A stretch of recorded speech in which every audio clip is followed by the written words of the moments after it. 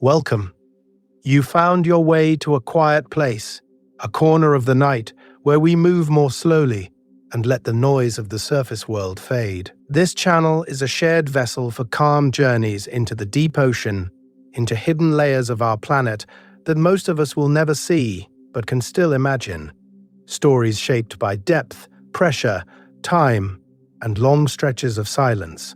And if you'd like to return to this place again, a quiet like or subscription helps keep these slow journeys afloat. For now, make yourself comfortable, and let's begin our descent. Imagine a point on the map where every direction you turn, every line you trace, runs for more than 1,000 miles before it finds solid ground. Imagine the water beneath you descending into cold blue-black depth, and the sky above you almost entirely empty of contrails and city glow. That is the kind of loneliness we are approaching tonight. A loneliness so complete that even the word itself feels a little too small. As we drift toward that point together, feel free to let your attention drift as well. You can follow me closely, or you can let the story move in the background like a distant tide, knowing that this quiet, unreachable place in the ocean will still be there, waiting whenever your mind circles back to it. A quiet corner of the ocean, and of the internet. Out in that vastness, where your attention is allowed to wander, this channel is meant to be a small, steady light, rather than another flashing beacon calling you to scroll faster. Click quicker. Never pause. We're going to do the opposite here. We're going to slow down, to let ideas arrive at their own pace, and to give your thoughts enough quiet around the words that they can stretch out and rest. So make yourself comfortable wherever you are. You won't need to brace for sudden sounds, or sharp cuts, or a voice that jumps in volume just to keep you awake. There will be no countdowns, no urgency, no pressure to remember names or numbers unless you want to. Instead, the pacing will be almost like breathing. A detail, a pause, an image, a silence where you can imagine the scene more clearly than any animation could show it. We often picture the internet as busy and bright, a kind of endless city of glowing windows and crowded streets, every corner trying to be louder than the one beside it. But there are also back alleys and side gardens, quiet rooms and hidden courtyards where the noise falls away and you can hear the faint hum beneath the surface. This channel is one of those places, tucked a little out of the algorithmic traffic, content to be found slowly by the people who need something a bit softer, a bit colder, a bit more like night. Now, picture what happens when we look for a physical version of that same kind of quiet, not in code and cables, but on the face of the Earth itself. Somewhere on this planet, there is a point in the ocean where the nearest coastline in any direction lies more than 1,000 miles away, a mathematical middle of nowhere that surveyors worked out only a few decades ago. It has coordinates and a name, but no harbor, no island, no lighthouse shining above its waves. In the way that this channel sits away from the busiest currents of attention, that patch of sea sits away from the busiest currents of ships and planes too. Few routes cross it, few hulls disturb it, and for years at a time, no one may pass directly over that exact spot at all. It is a quiet corner of the ocean, in the same way this is a quiet corner of the internet. Not because nothing is happening there, but because what is happening is easy to overlook if you are moving too fast. And yet, even there, we are not completely alone. High above that lonely point, metal stations and capsules circle the globe, carrying small pockets of air and warmth and human life through the cold vacuum. On many days, the closest people to that place on the sea are not standing on any land at all, but drifting in orbit hundreds of kilometers overhead. For now, we'll simply hold that image. A deep, empty ocean below, a thin line of humans above, and us in between, unhurried as we follow me a little closer to the exact center of that loneliness, revealing Point Nemo, the ocean's pole of inaccessibility. So let's move, very gently, from that image in your mind to a single, precise point on the map. We're going to give that loneliness a name. Sailors and scientists call it Point Nemo, after the fictional captain who vanished into the sea.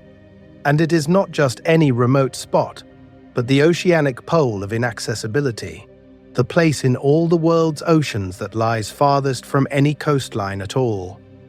Make yourself comfortable for a moment and imagine the globe turning slowly beneath your hands, somewhere in the cold, empty sweep of the South Pacific, at about 48 degrees 52.6 minutes south and 123 degrees 23.6 minutes west.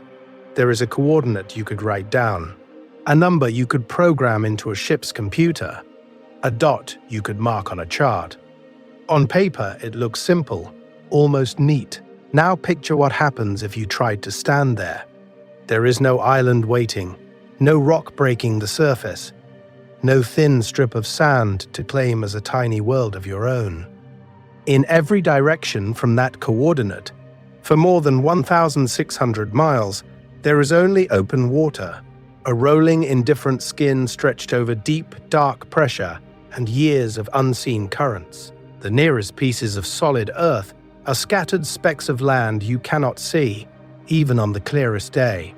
We often picture remoteness as a mountain peak or a frozen glacier field where the ice creaks under your boots and the air burns your lungs. But Point Nemo is a different kind of far away. It exists not because of something that rises proudly from the ocean, but because of how much is missing around it. It is a hidden absence, a hole in the map defined by distance rather than by presence. And here is the detail that feels almost like a quiet joke the Earth is telling us. Most of the time, the closest human beings to Point Nemo are not on any ship or any coast, but in orbit. Astronauts aboard the International Space Station, circling hundreds of kilometers above the surface, often pass nearer to that lonely coordinate than any person standing on land. We send people into the cold vacuum of space, and yet the true center of earthly isolation lies beneath them, in water we barely touch. Follow me just a little further into that thought. Our instruments can calculate Point Nemo to many decimal places, but if you flew overhead, you would see no mark at all, only a faint track of waves and wind. Not a buoy, not a lighthouse, not even a routine shipping lane breaking the pattern. For all our technology, all our ambition, and all our restless desire to explore, this place remains almost fictional, a kind of agreed-upon ghost on the sea. Because that is what makes Point Nemo so strangely powerful. It is a destination made of emptiness, a coordinate that reminds us how large the ocean still is, how small the islands of our activity remain, and how much of the Earth's surface is still defined, softly, by what is not there. In the next part, we'll sink beneath that blank patch of water and ask a quieter question. In a place so empty of us, what kind of life, if any, endures below? Your room, your temperature, and a very empty sea. So before we sink any further into that empty blue, let's pause for a moment here, with you. We're going to stay with Point Nemo, but we're also going to visit something much closer, the small world around your body right now. Where are you listening from? A warm bed with the lights turned low, the glow of a screen soft against the walls. A dim corner of a room, headphones on, the rest of the house quiet. A late-night study session, papers spread out, a mug cooling nearby. Or maybe a quiet commute, the outside world sliding past the window while you drift somewhere between thoughts. If you can, make yourself comfortable. Let your shoulders drop a little. Slow your thoughts just enough to notice the tiny details that usually stay hidden at the edge of awareness. The weight of a blanket over your legs, or the smoothness of a bedsheet beneath your hand. The faint hum of a fan, a heater, a refrigerator. The soft pressure of headphones against your ears. The temperature of the air on your face, a little warm, a little cool, gently resting on your skin. Now, picture what happens if we lift you, just in imagination, and set you down at Point Nemo instead. The air there would have a different bite to it, cool and salt-laden. the kind of cold that carries the memory of thousands of miles of open water. There is no city heat, no radiators, no crowded buildings exhaling warmth, only the long breath of the ocean and the wind that has crossed it for years. If you stepped outside right now, wherever you are, you would almost certainly see some sign of us. A building across the way, a streetlight hanging in the dark, a road or a path, or the squared-off edge of a window frame. Even in the quietest countryside, there is usually a fence line, a distant porch light, the straight geometry of human hands laid over the surface of the earth. At Point Nemo, there is usually none of that. No shoreline, no pier, no mountain silhouette. Just water in every direction, the horizon drawing a perfect circle around you, the sky above, the deep Pacific beneath. Not empty of life, as we'll see, but almost entirely empty of us. It is a place where the nearest humans are often not on land at all, but passing far overhead in orbit. A quick pattern interrupt, just for a heartbeat. If you find it calming to have this kind of slow, wandering company in the background while you rest or work, know that a simple like or a quiet subscription really does help keep this little channel afloat in a very busy digital ocean.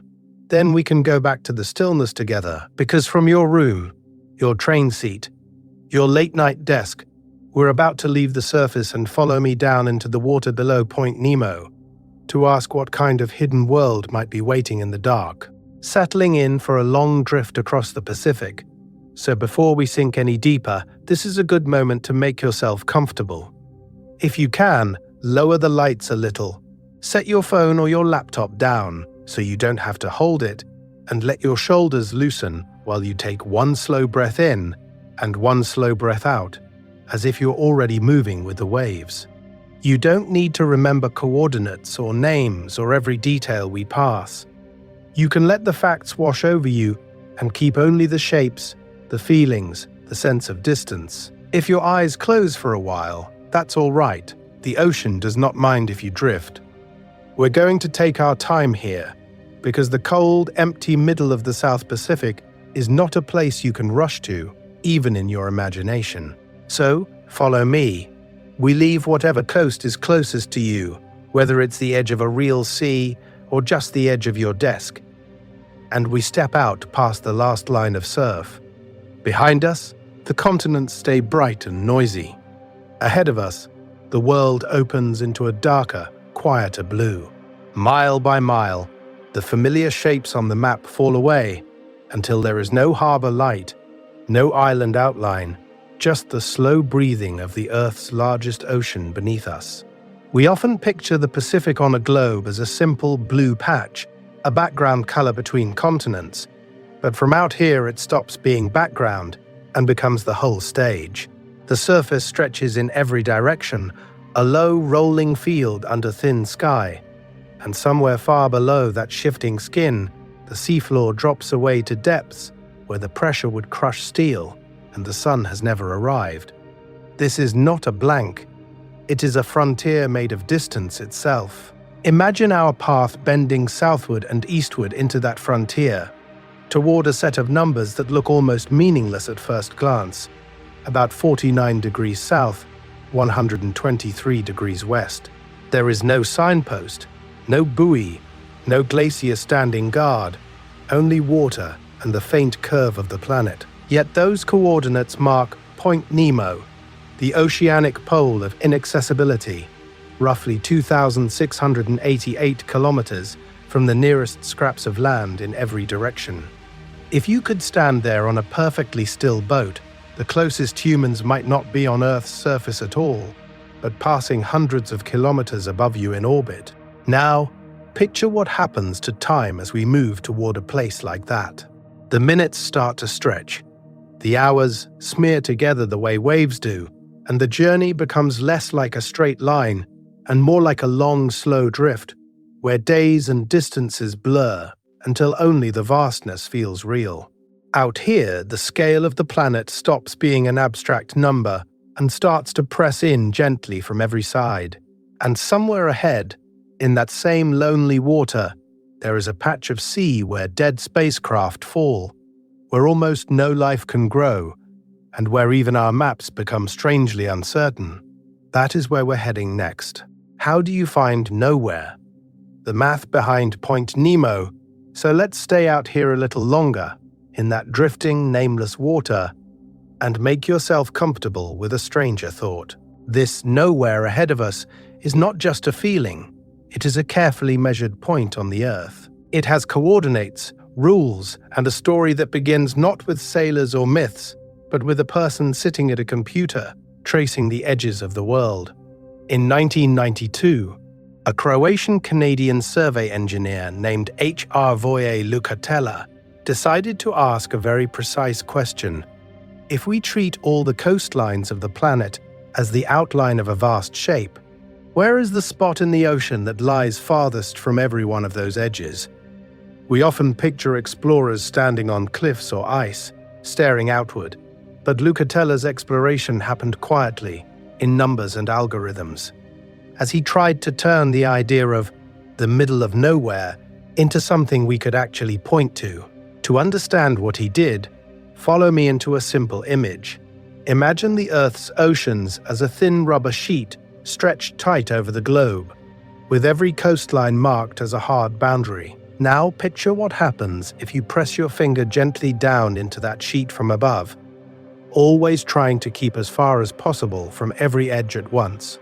The point where your finger settles, perfectly balanced between all those distant shores, is what mathematicians call a pole of inaccessibility, the place on a surface that is as far as you can get from its borders. Lukatela took that rubber sheet idea and fed it into a computer.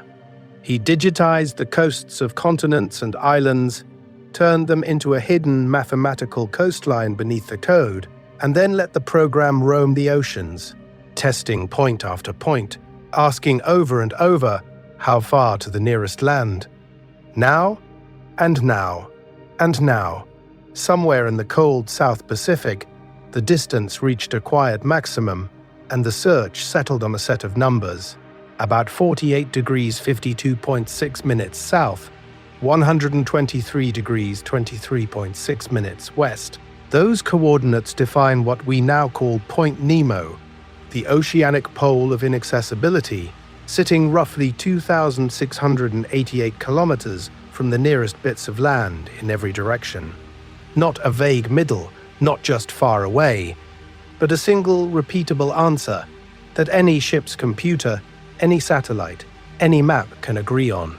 Does it feel a little strange that we can name the loneliest open water on Earth with such crisp certainty, down to a fraction of a minute of arc? Because here is the quiet paradox. The more precisely we pin this place to the Earth's surface, the more we notice how little we truly know of what lies beneath it. We have a neat point on a map, yet the seafloor under that point is still only roughly sketched by echoing sound waves and sparse crossings of research ships. In some ways, we've charted the ice-covered crust of Mars in finer detail than the deep basin under Point Nemo. So we carry this coordinate like a lantern in the dark, a symbol of how far our geometry can reach and how far our senses still cannot. And as we drift closer, we're going to leave the clean lines of the map behind and ask a different question. What kind of cold, almost empty world actually waits for us there, where even life itself seems to thin out and fade? A circle of absence, the nearest shores to Point Nemo. So let's leave the numbers glowing quietly on the map for a moment, and instead, make yourself comfortable inside the shape they trace. We're going to build a kind of invisible circle around Point Nemo, not out of walls or ice, but out of pure distance, pure absence, stretching away over the cold surface of the sea. To do that, we first need the 3 tiny scraps of land that define just how alone this point really is. To the north, in the scattered Pitcairn Islands, there is Ducie Island, a low coral ring with almost nothing rising above the waves, a place most of us will never see and might never hear about again. To the northeast sits Motu Nui, a small rocky islet just off Easter Island, itself already one of the most remote inhabited spots on Earth. And far to the south, brushing the frozen edge of Antarctica, there is Maha Island, a little piece of rock held in the grip of polar winds and drifting sea ice. These three headlands of remoteness never meet, yet together they form a huge, skewed triangle of ocean, and Point Nemo lies quietly at its center. Each one is about 2,688 kilometers, or roughly 1,670 miles, away from that central point, so no matter which direction you choose, toward the tropics, toward the mysterious statues of Rapa Nui, or toward the deep white silence of the Antarctic coast, the nearest land is always more than 1,000 miles distant, not just far from people, but far from land itself. Imagine for a moment that we shift this geometry onto your own life. Follow me to wherever you are right now, a city apartment, a small town, a quiet village under winter snow. Now, picture what happens if you draw a circle around yourself with a radius of 1,670 miles. Inside it, there would almost certainly be countless cities, rivers, mountain ranges, entire countries, and many millions of people moving beneath the same sky. Even in what we often picture as empty desert or polar wilderness, that circle would still touch roads, research stations, scattered farms, the slow pressure of human presence. Around Point Nemo, that same circle holds only water. No ports, no islands, no rocky outcrops where you could step onto solid ground. For years at a time, there may be no ships crossing its center, just the deep wind-streaked Pacific and the slow rotation of the Earth beneath passing clouds. It is a kind of geographic silence, a hollow in the map where the usual noise of coastlines and borders falls away. And that silence is hard to feel from numbers alone, because on the page it looks like any other patch of blue. To sense it, we have to sit with this empty circle, to notice how everything familiar has been pushed outward to the rim. Because what waits inside that circle is not nothing at all, but a very different kind of world, where the water itself becomes the only landscape, and where even life has to work harder to exist. That is where we're heading next. Surface calm, hidden depths, what we think we see at Point Nemo. So if we make ourselves comfortable inside that empty circle, and slow your thoughts just a little, we can ask a simple question. What would it actually feel like to be there, at Point Nemo, not on a map, but in the water itself? Imagine you're floating on a calm day, held up by a slow, heavy swell. The ocean around you is not crashing or dramatic. It is breathing, rising and falling in long, smooth motions that you can feel in your ribs. The horizon is a perfect ring, a thin, steady line where blue water meets pale sky. No ships, no islands, no distant lights, just a low band of clouds in one direction, a brighter patch of sun in another, and the quiet sound of small waves touching your ears. We often picture the open ocean like this, as an endless, featureless blue desert, a kind of blank space on the surface of the Earth that our minds skip over. It seems easy to summarize, easy to overlook. Water, sky, wind, repeating in every direction until the world curves away. If you glance at a satellite image of the South Pacific, the region around 48 degrees south and 123 degrees west looks exactly like that. Just more blue among blue, the opposite of a crowded coastline or a jagged mountain range. Yet even here, in the loneliest water on the planet, that simple surface is hiding something. Beneath your feet, the ocean does not go down for a few meters and then politely stop. It drops away for thousands of meters into cold, heavy darkness until it finally reaches a seafloor we have only traced in broad strokes. What feels like a flat, empty place from above is actually draped over a deep, rugged landscape below. Down there, the Pacific plate is carved by ridges and valleys, by extinct volcanic peaks and long, gentle rises, shaped over millions of years by spreading seafloor and the slow pull of gravity. We have ship tracks and satellite hints, enough to say, there is a rise here, a trench there, but not the fine detail. The map beneath Point Nemo is still more sketch than portrait, more outline than photograph. In some ways, we know the craters of Mars better than the contours of this hidden world. If you've watched ice long enough, you know this pattern already. The Arctic's white surface looks smooth from an airplane window, but under the ice, there are channels and ridges, pockets of meltwater and whole lakes pressed flat by pressure. That's what a glacier is. A calm, bright skin stretched over a restless, secret landscape. Point Nemo is the ocean's version of that quiet disguise. Now, picture what happens when we remember that this is not just a landscape, but also a habitat. Because in that cold, dark space beneath the waves, life has to decide whether it can survive at all. And what it does there may be stranger than anything we've seen near shore. We haven't just not been there. We almost can't be there. So when we talk about Point Nemo as lonely, we're not just saying that almost no one has visited it. We're saying something quieter and stranger, that the world's patterns of movement, the paths we carve across the Earth's surface, almost never even brush against it. It's not just unexplored. It's almost unbump-intoable. We often picture remote places as forbidden or dangerous, a cliff of ice where the wind could tear a tent away, a military exclusion zone, a research station sealed off by rules and red tape. Those are places we avoid on purpose because we've decided the risk or the politics or the cost is too high. Point Nemo is different. No one has had to forbid it. It sits there in the middle of the South Pacific, about 2,688 kilometers from the nearest scraps of land, in any direction, and the simple shape of our routes means we almost never have a reason to pass through. Imagine drawing the great arcs of global travel on a dark blue globe while you make yourself comfortable. Airplanes curve along efficient paths that hug the higher latitudes, tracing long, gentle lines between continents. Major shipping lanes tie ports together like threads. Asia to the Americas, Australia to the west coast of South America, tankers and container ships moving where fuel, time, and trade tell them to go. Those lines bend around the central South Pacific, not because it is too cold or too stormy to cross, but because there is almost nothing to connect there.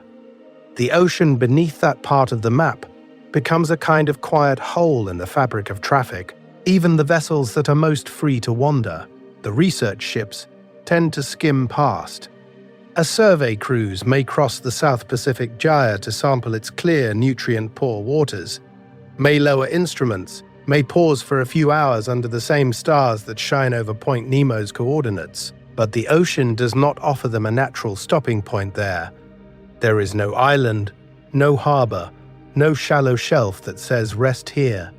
To linger exactly at 48 degrees 52.6 south, 123 degrees 23.6 west is usually an inconvenience, a detour from some other objective. Now, picture what happens when we let the sea itself become a character in this story. The currents curl in slow, looping gyres, keeping warm and cold waters circling far from shore. The distances between coasts stretch out until fuel calculations and crew schedules feel the pressure. Nearby ports retreat over the horizon, thousands of kilometers away. It's as if the ocean's logistics are offering a gentle, constant resistance, not slamming a door in our face, but quietly nudging ships and planes along easier paths. So we haven't just not been there, in the way we might not have climbed a particular glacier. We've built a whole moving world that flows around it. And because our routes bend away, the seafloor beneath Point Nemo stays a little more hidden, waiting for the rare moments when we choose to go out of our way just to meet it.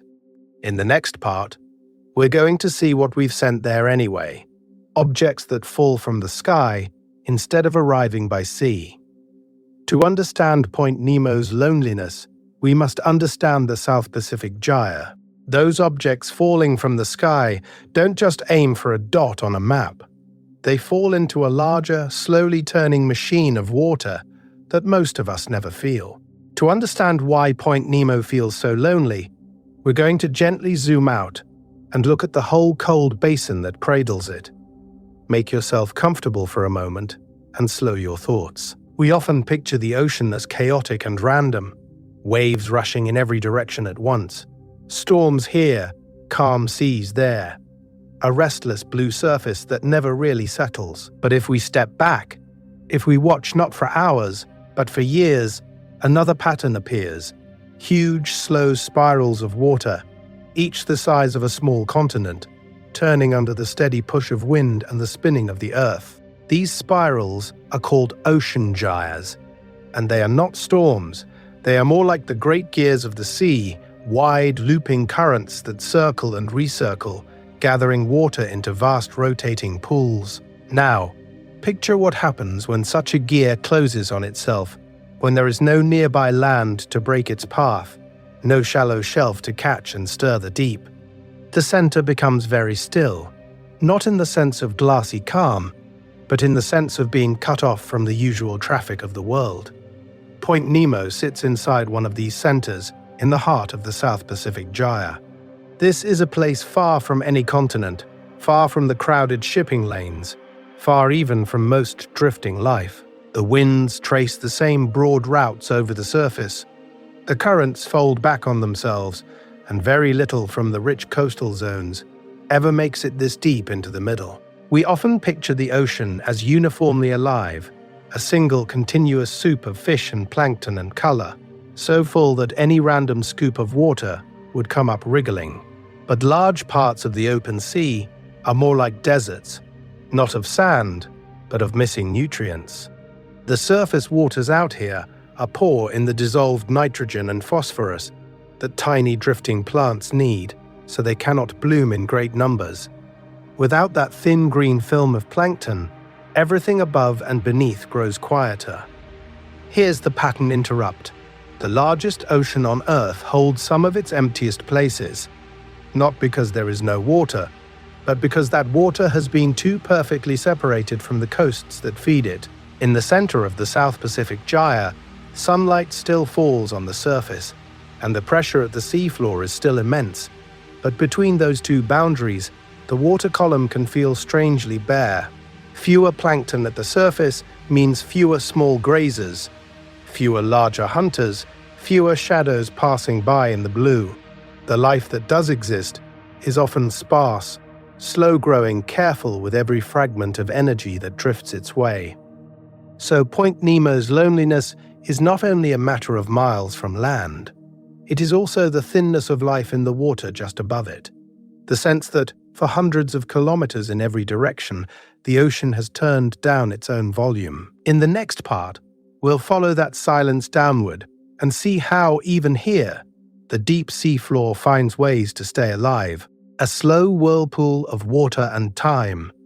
So when we say the ocean has turned down its own volume here, we're not just speaking in metaphor.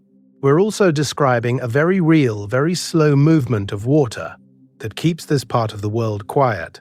To feel it, make yourself comfortable for a moment, and imagine not a stormy whirlpool, but a turning so gentle you could almost forget it was there at all. We often picture whirlpools as violent funnels, dragging ships and stories down into some hungry center. The South Pacific Gyre is the opposite of that. Follow me out across the map. And now, picture what happens when the trade winds blow steadily from east to west, while the turning of the earth nudges the surface waters sideways, ever so slightly, under a constant, invisible pressure. The result is a vast, shallow bowl of moving water, the size of a continent, circling slowly in the middle of the South Pacific. Here, the currents loop around for years at a time, taking a parcel of water on a patient journey that might last a decade before it completes the circuit. Not a tight spiral, but a broad, lazy oval, hundreds and hundreds of kilometers wide, with its edges brushing against distant coasts, yet its center held far away from any shore. Point Nemo sits inside this slow-motion carousel near the middle of the bowl.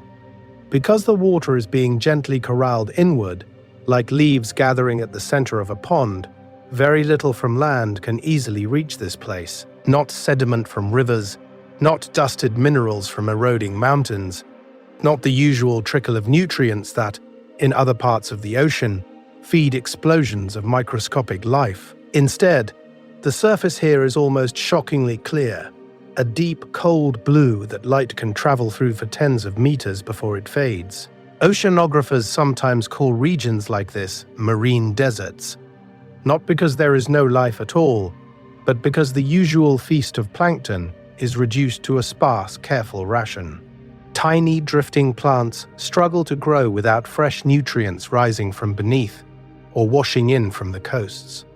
Fewer plankton mean fewer small grazers, and so on up the chain. The water above Point Nemo becomes a quiet hallway in the ocean's house, a place you pass through slowly rather than a crowded, noisy room. This is where the physical isolation of water and the geographic isolation of Point Nemo fold into each other. The same currents that keep coasts and river mouths far away also keep their influences locked out, wrapping this point in a moving, liquid boundary. Not a wall of ice, not a solid glacier, but a ring of turning water that marks off a hidden interior. So when we say Point Nemo is alone, we mean it twice: alone in distance, and alone in the kind of water that rests above it. In the next part, we're going to leave that bright blue desert at the surface and sink down into the dark to see how the deep seafloor survives under such a thin, quiet sea. Life in a blue desert, the sparse surface around Point Nemo.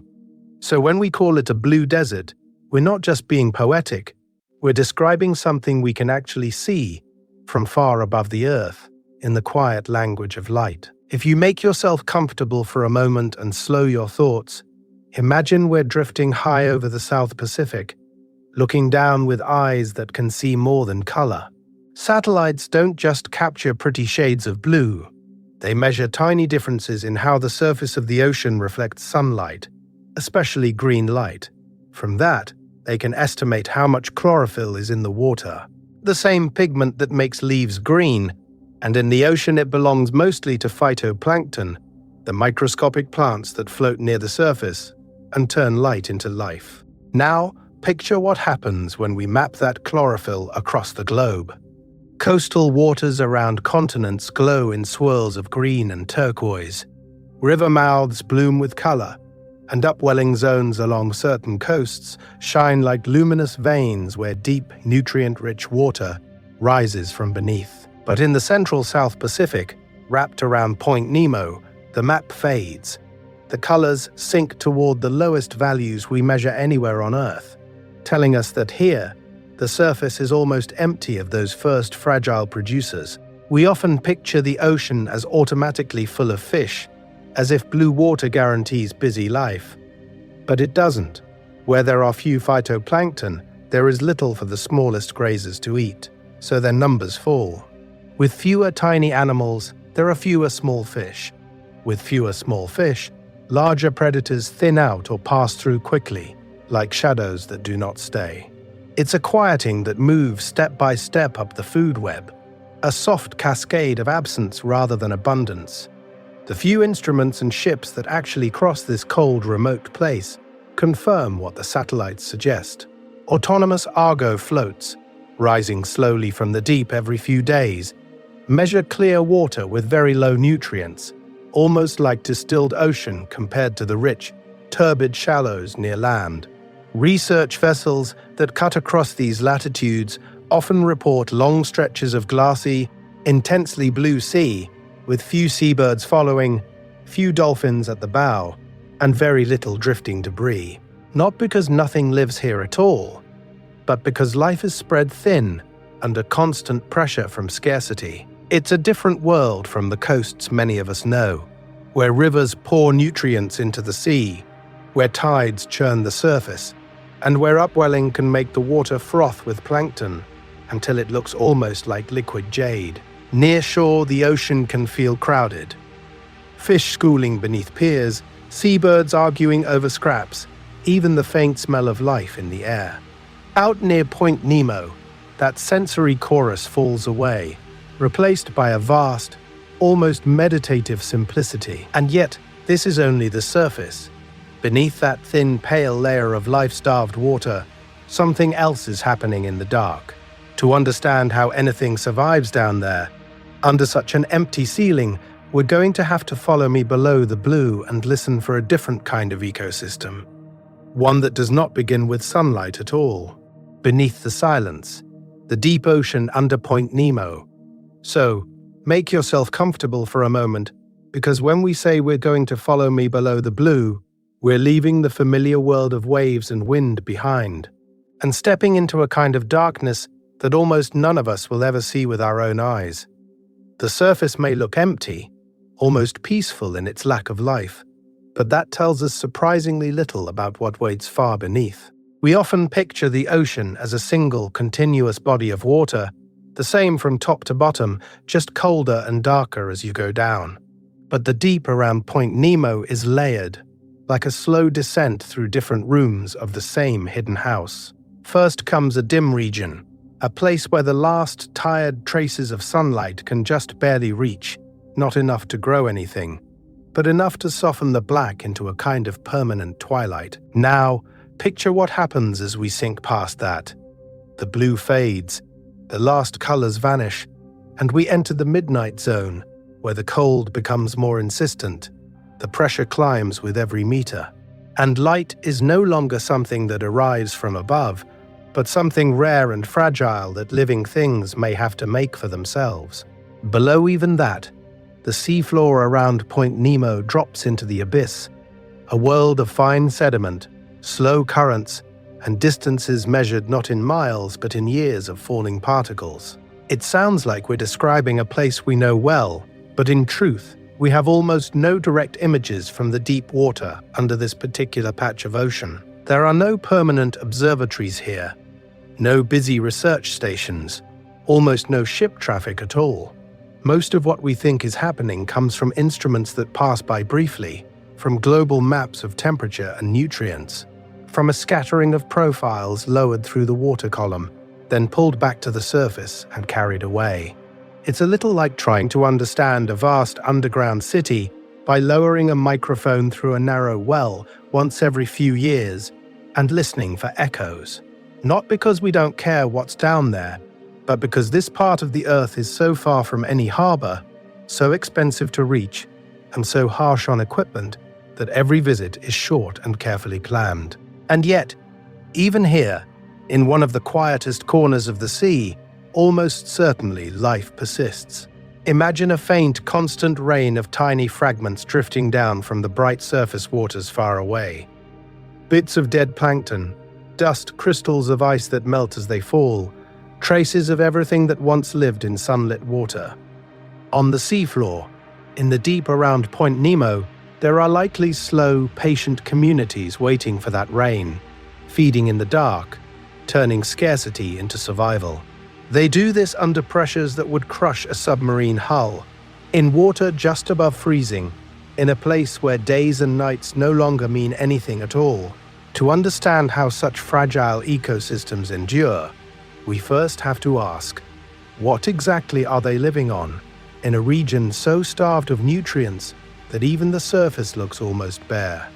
In the next part, we'll stay in this darkness and trace that long journey of energy, from distant coasts and currents, all the way down to the abyss beneath Point Nemo. We've mapped Mars better than this patch of seafloor, so now, as that faint trickle of energy drifts down through the cold water toward Point Nemo, we meet a different kind of mystery, one that isn't about life at all, but about shape, about the shape of the hidden world beneath that abyss. We can write down its coordinates to the second, but we cannot yet say with confidence what the seafloor right under that point actually looks like. Make yourself comfortable for a moment and slow your thoughts. We often picture maps as finished things, with every mountain and valley neatly traced, every coastline sharp against the blue. But out here, in the central South Pacific, our map of the deep is more like a sketch seen through frosted glass, drawn not from touch, but from tiny clues at the surface of the sea. From orbit, satellites watch the ocean's skin, measuring almost imperceptible rises and dips in sea surface height. A massive seamount hidden far beneath adds extra gravity, pulling a little more water toward itself, raising the surface by a few centimeters. A deep trench lets the water sag. Now, picture what happens when we turn those subtle bumps and hollows into a picture of the seafloor. Broad features emerge, ridges and basins appear, but the details blur and smear together, like looking at a mountain range through thick ice. Here is the pattern interrupt. We've mapped Mars better than this patch of our own ocean. Around the red planet and the moon, orbiters have swept over every crater and ridge again and again, building maps with resolutions of tens of meters, sometimes finer, until we can trace the rim of a small impact or the curve of a lava channel as if we were standing there. Not because Mars is easier to reach in distance, but because there is no water hiding its surface, no restless waves to confuse the signal. By contrast, only a small fraction of Earth's ocean floor has been mapped with ship-based sonar at high resolution, where sound waves are sent down and their echoes build a detailed relief of the deep. Those careful surveys are slow, expensive, and often focused along shipping routes, continental margins, and places where resources or hazards are suspected. The central South Pacific, wrapped in the South Pacific Gyre, is so empty of traffic and so far from coasts that many ships simply never cross it. Huge swaths of seafloor near Point Nemo remain only loosely sketched, so we arrive at a quiet irony.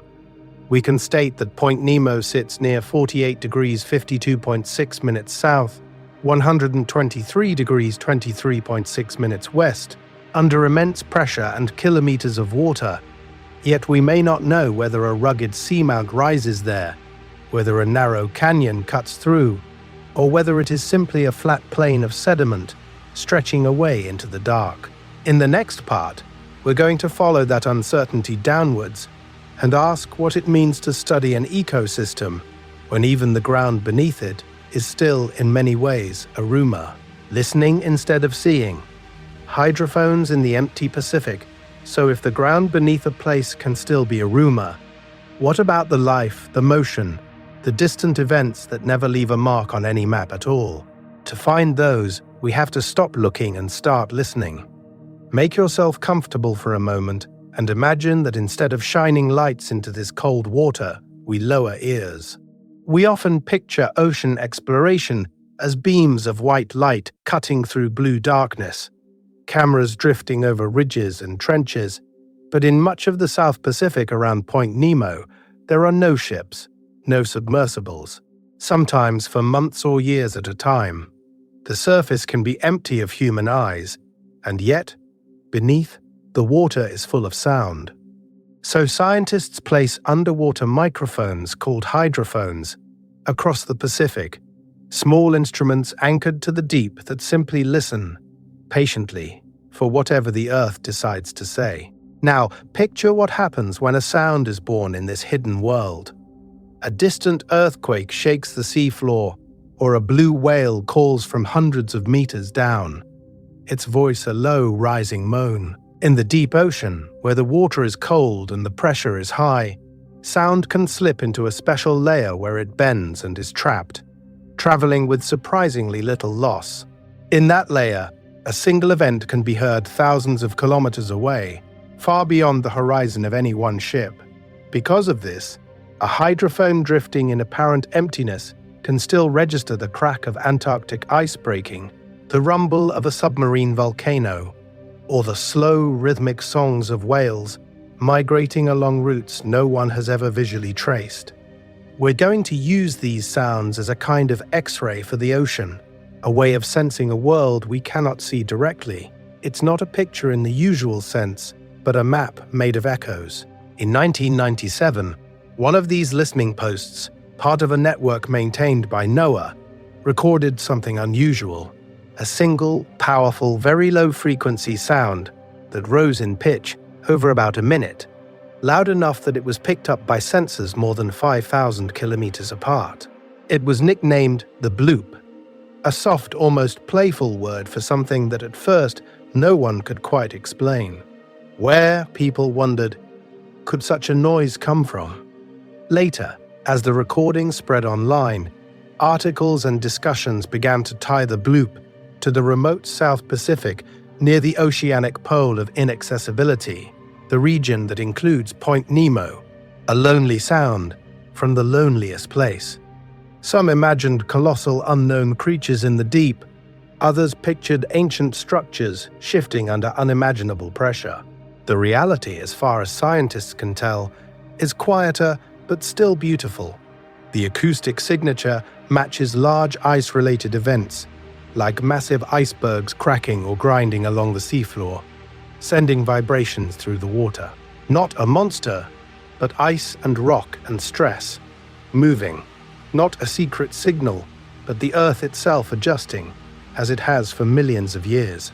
And yet the story lingers, in part because it happened out here, in a stretch of ocean so empty of ships and cities that almost anything feels possible. If a sound like that can appear from nowhere, what else might be happening in these waters while we aren't watching, only listening from far away? Follow me a little further, because in the next part, we'll leave the realm of invisible sounds and ask what it means that even this seemingly untouched place, this vast quiet around Point Nemo, is being marked by something far smaller, far more persistent, and far more our own. A cemetery in the middle of nowhere. Spacecraft and Point Nemo. So, if invisible sound can cross this empty ocean and still leave a trace, what else finds its way here, quietly over the years? Make yourself comfortable for a moment, because we're going to look at a kind of traffic that almost never appears on maps, yet passes high above this cold water and ends its life in the deep. When a spacecraft grows old, it does not simply vanish into the dark. Space agencies have to decide where and how to bring it back down through the atmosphere, because large pieces can survive the fall, and no one wants metal and fuel tanks raining onto a city or a village or even a busy shipping lane. So they plan long, careful trajectories, tiny pushes and burns of engines, all to guide these machines toward a part of the Earth where, in theory, almost no one is watching. That place has a calm, bureaucratic name: the South Pacific Ocean Uninhabited Area.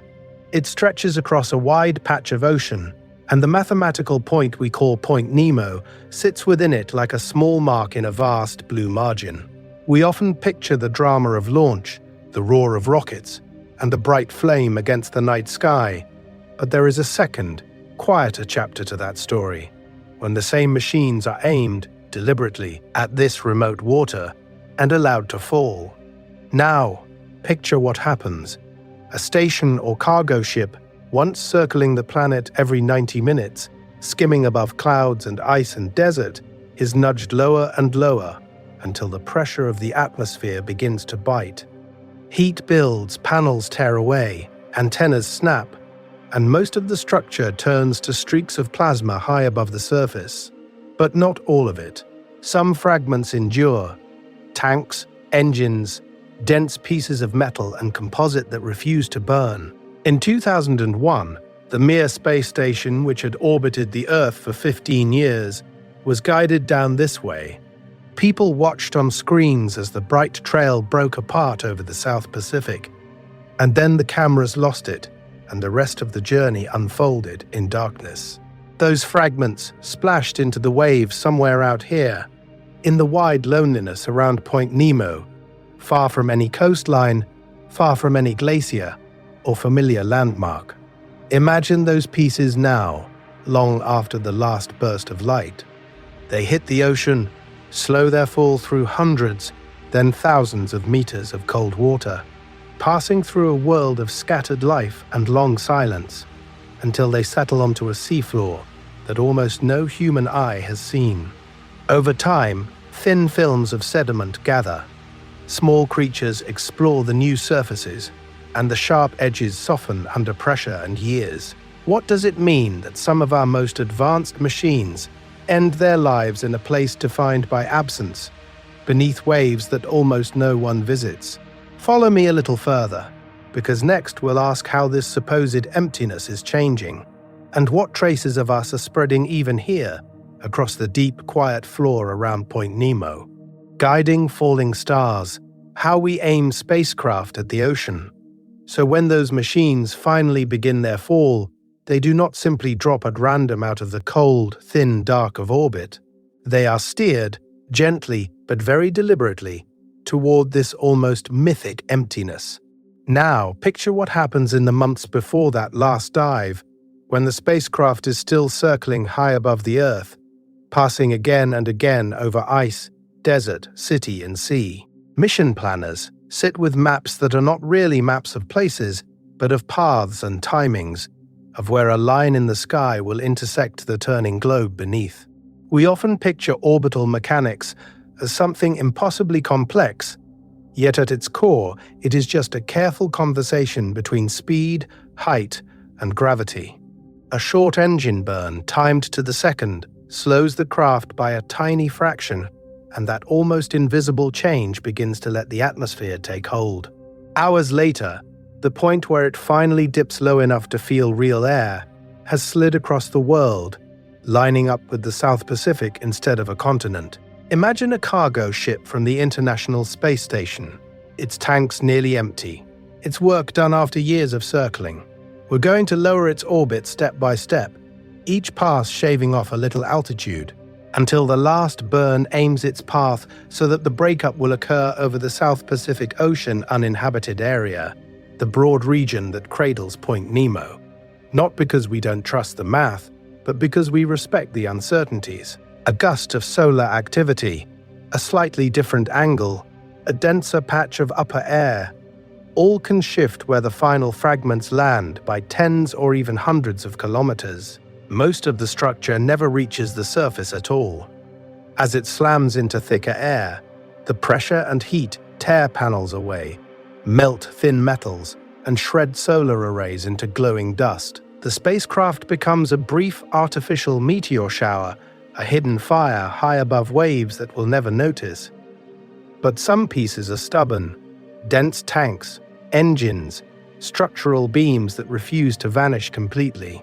Those may survive, cooled rapidly by the surrounding air, to strike the ocean in a scattered footprint, many kilometers long. Because we cannot predict exactly which fragment will fall where, we choose a place where almost nothing human waits beneath. A vast, uninhabited ocean gives us a buffer, a margin of safety wrapped in water thousands of meters deep. The precision of those calculations, carried out in quiet control rooms, meets the indifference of the sea, which simply absorbs each impact and smooths its surface again. And as we slow our thoughts and sit with that image, we can start to ask another question. What does it mean that, even here, our broken machines are slowly becoming part of the deep hidden fabric of this place? Follow me, because next we'll look more closely at what is actually collecting on that sea floor and how empty this ocean really is. A hidden junkyard on an alien-looking seafloor. So now, instead of hovering safely above that empty blue circle on the map, follow me as we tip over the side and begin to sink. We leave the idea of Point Nemo on the surface, and we let ourselves drop through the water column that lies directly beneath the spacecraft cemetery, as if we were riding down through the shadow of a falling station. At first, there is still color.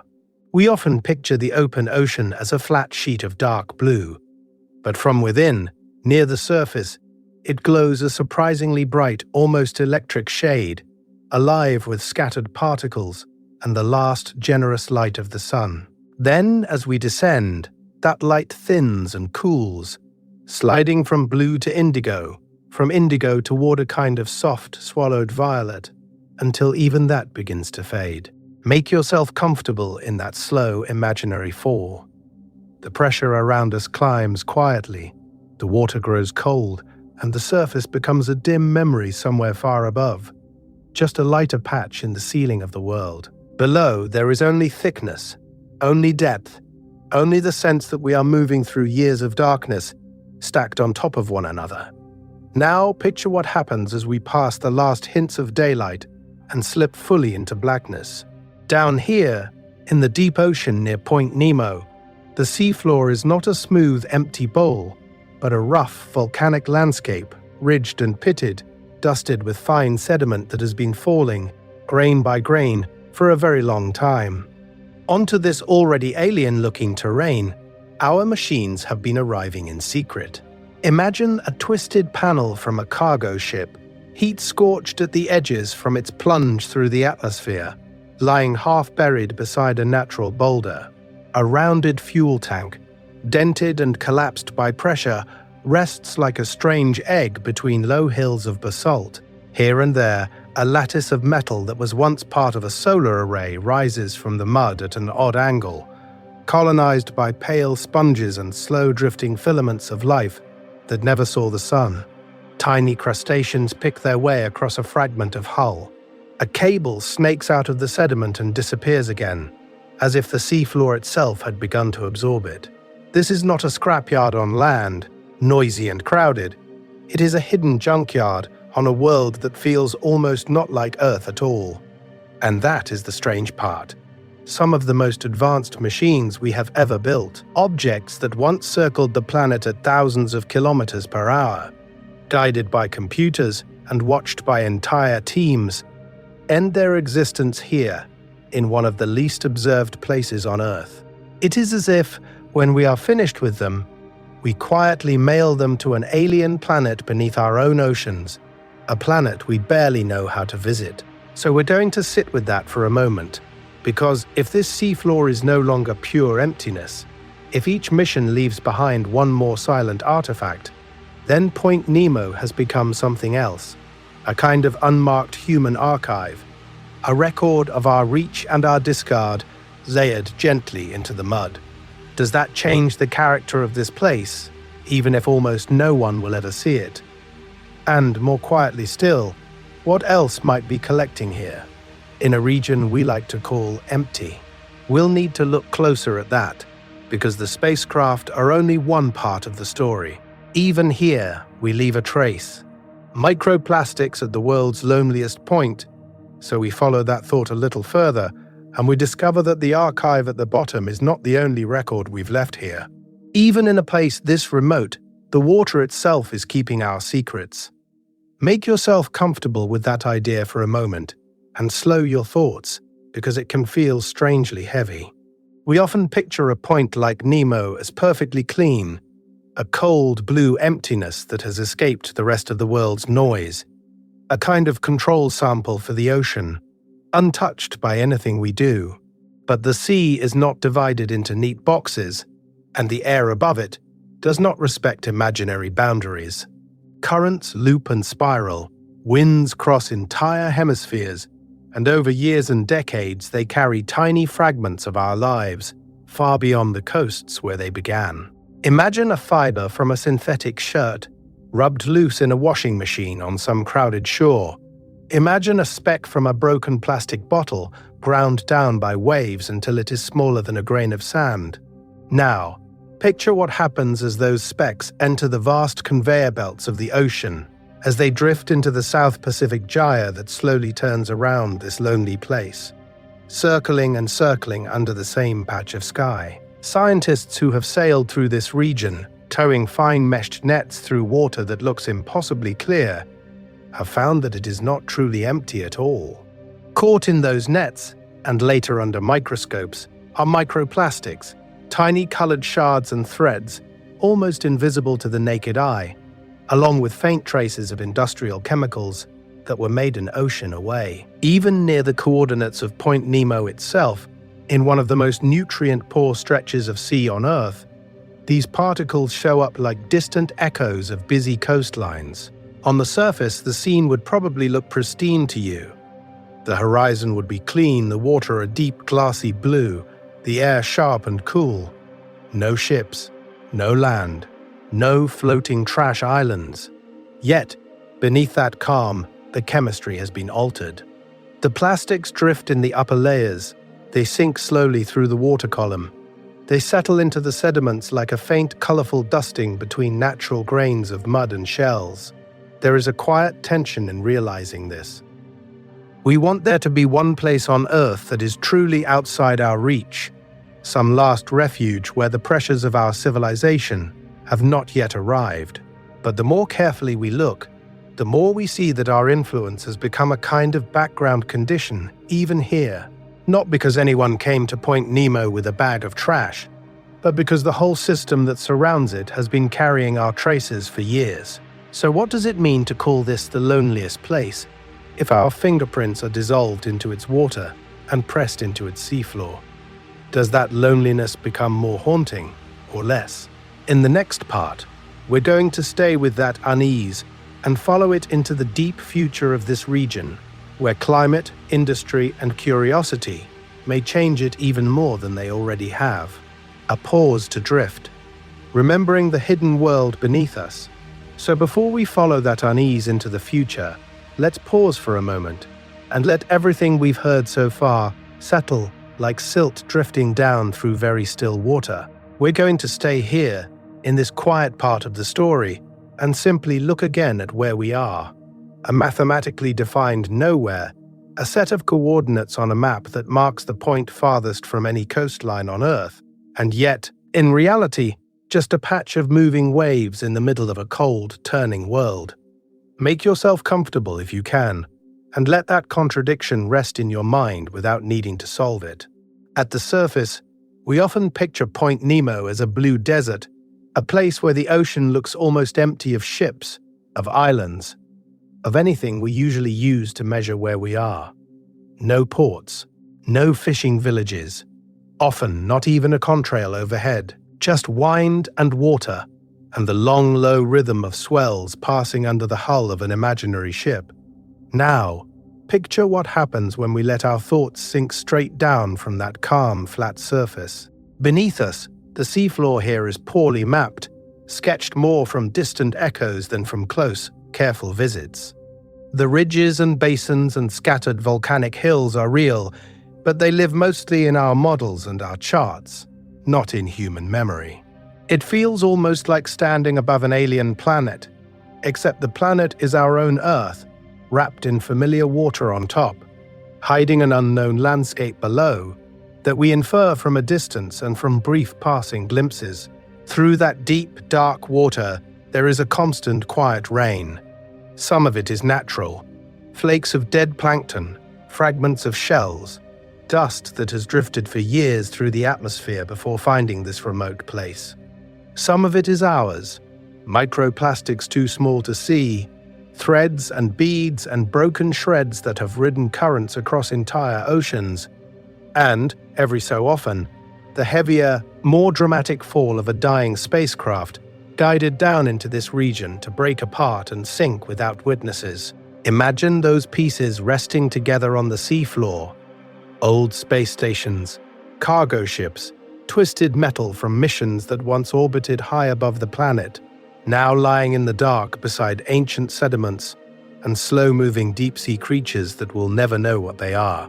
Not a graveyard on land, with markers and names, but a scattered archive of our time in orbit, pressed into mud under immense pressure.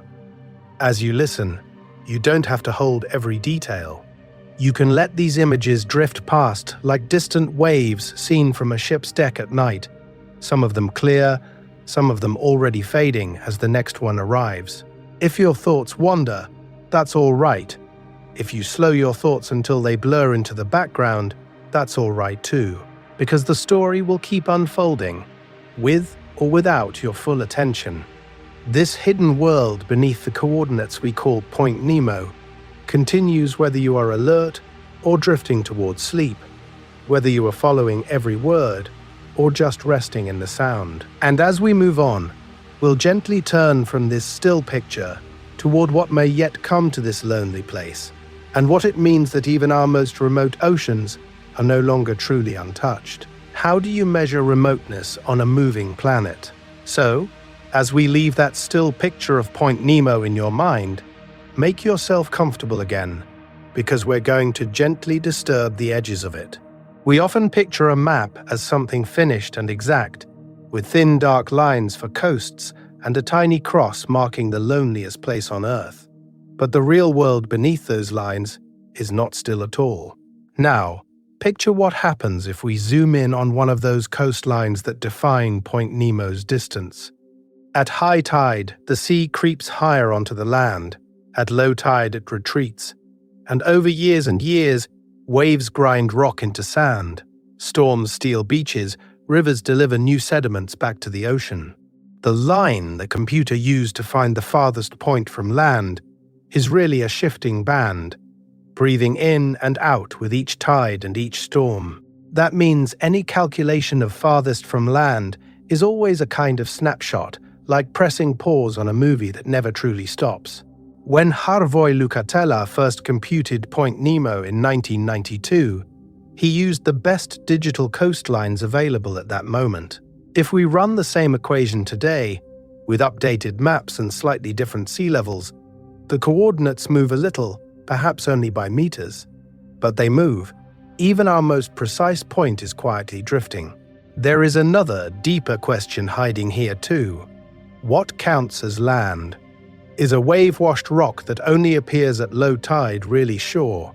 Does a tiny reef, barely breaking the surface, have the same weight in our definition as a continent? If we included every speck of exposed stone, every ice shelf edge, every cold volcanic islet, the exact location of the oceanic pole of inaccessibility would slide around, still remote, but not perfectly fixed. Follow me for a moment, into slower time. Beneath the ocean, tectonic plates are carrying entire pieces of Earth across the globe, millimeter by millimeter, under enormous pressure and over unimaginable spans of years. Ridges rise from the seafloor, islands are born, others drown. At the poles, ice sheets melt and retreat, or advance and thicken, shifting where the coastline begins and ends.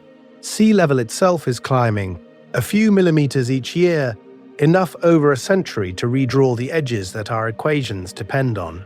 From our human perspective, Point Nemo feels timeless. The nearest land is still about 2,688 kilometers away. The surrounding South Pacific, still a vast, nutrient-poor gyre, and astronauts passing overhead are still often the closest people. Yet on the scale of Earth's deep history, this is only a temporary arrangement, a particular pattern of water, rock, and ice that will not last. So when we call it the loneliest place, there is a gentle paradox. We are trying to pin a single superlative onto a planet that refuses to stay still. Maybe that longing for one definitive point tells us as much about ourselves as it does about the ocean.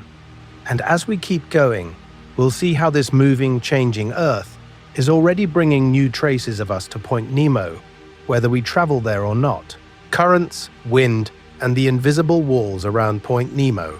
So when we say that Earth is bringing traces of us to Point Nemo, even when we stay far away, we're also saying something else. Almost quietly, we're admitting that this lonely point is not just defined by distance, but by the strange, slow pathways that circle around it and rarely pass through. To feel that, make yourself comfortable for a moment and follow me out over the South Pacific. We often picture the ocean as a restless, chaotic thing. Waves crossing in every direction, water endlessly mixing. But on the scale of thousands of kilometers, something more ordered appears. The South Pacific Gyre is like a vast, turning wheel of water, a slow-motion whirlpool that spins counterclockwise under the cold, clear sky. Along its edges, currents bring in water that has brushed against continents, rivers, and islands. In the center, near Point Nemo, the water simply circles year after year.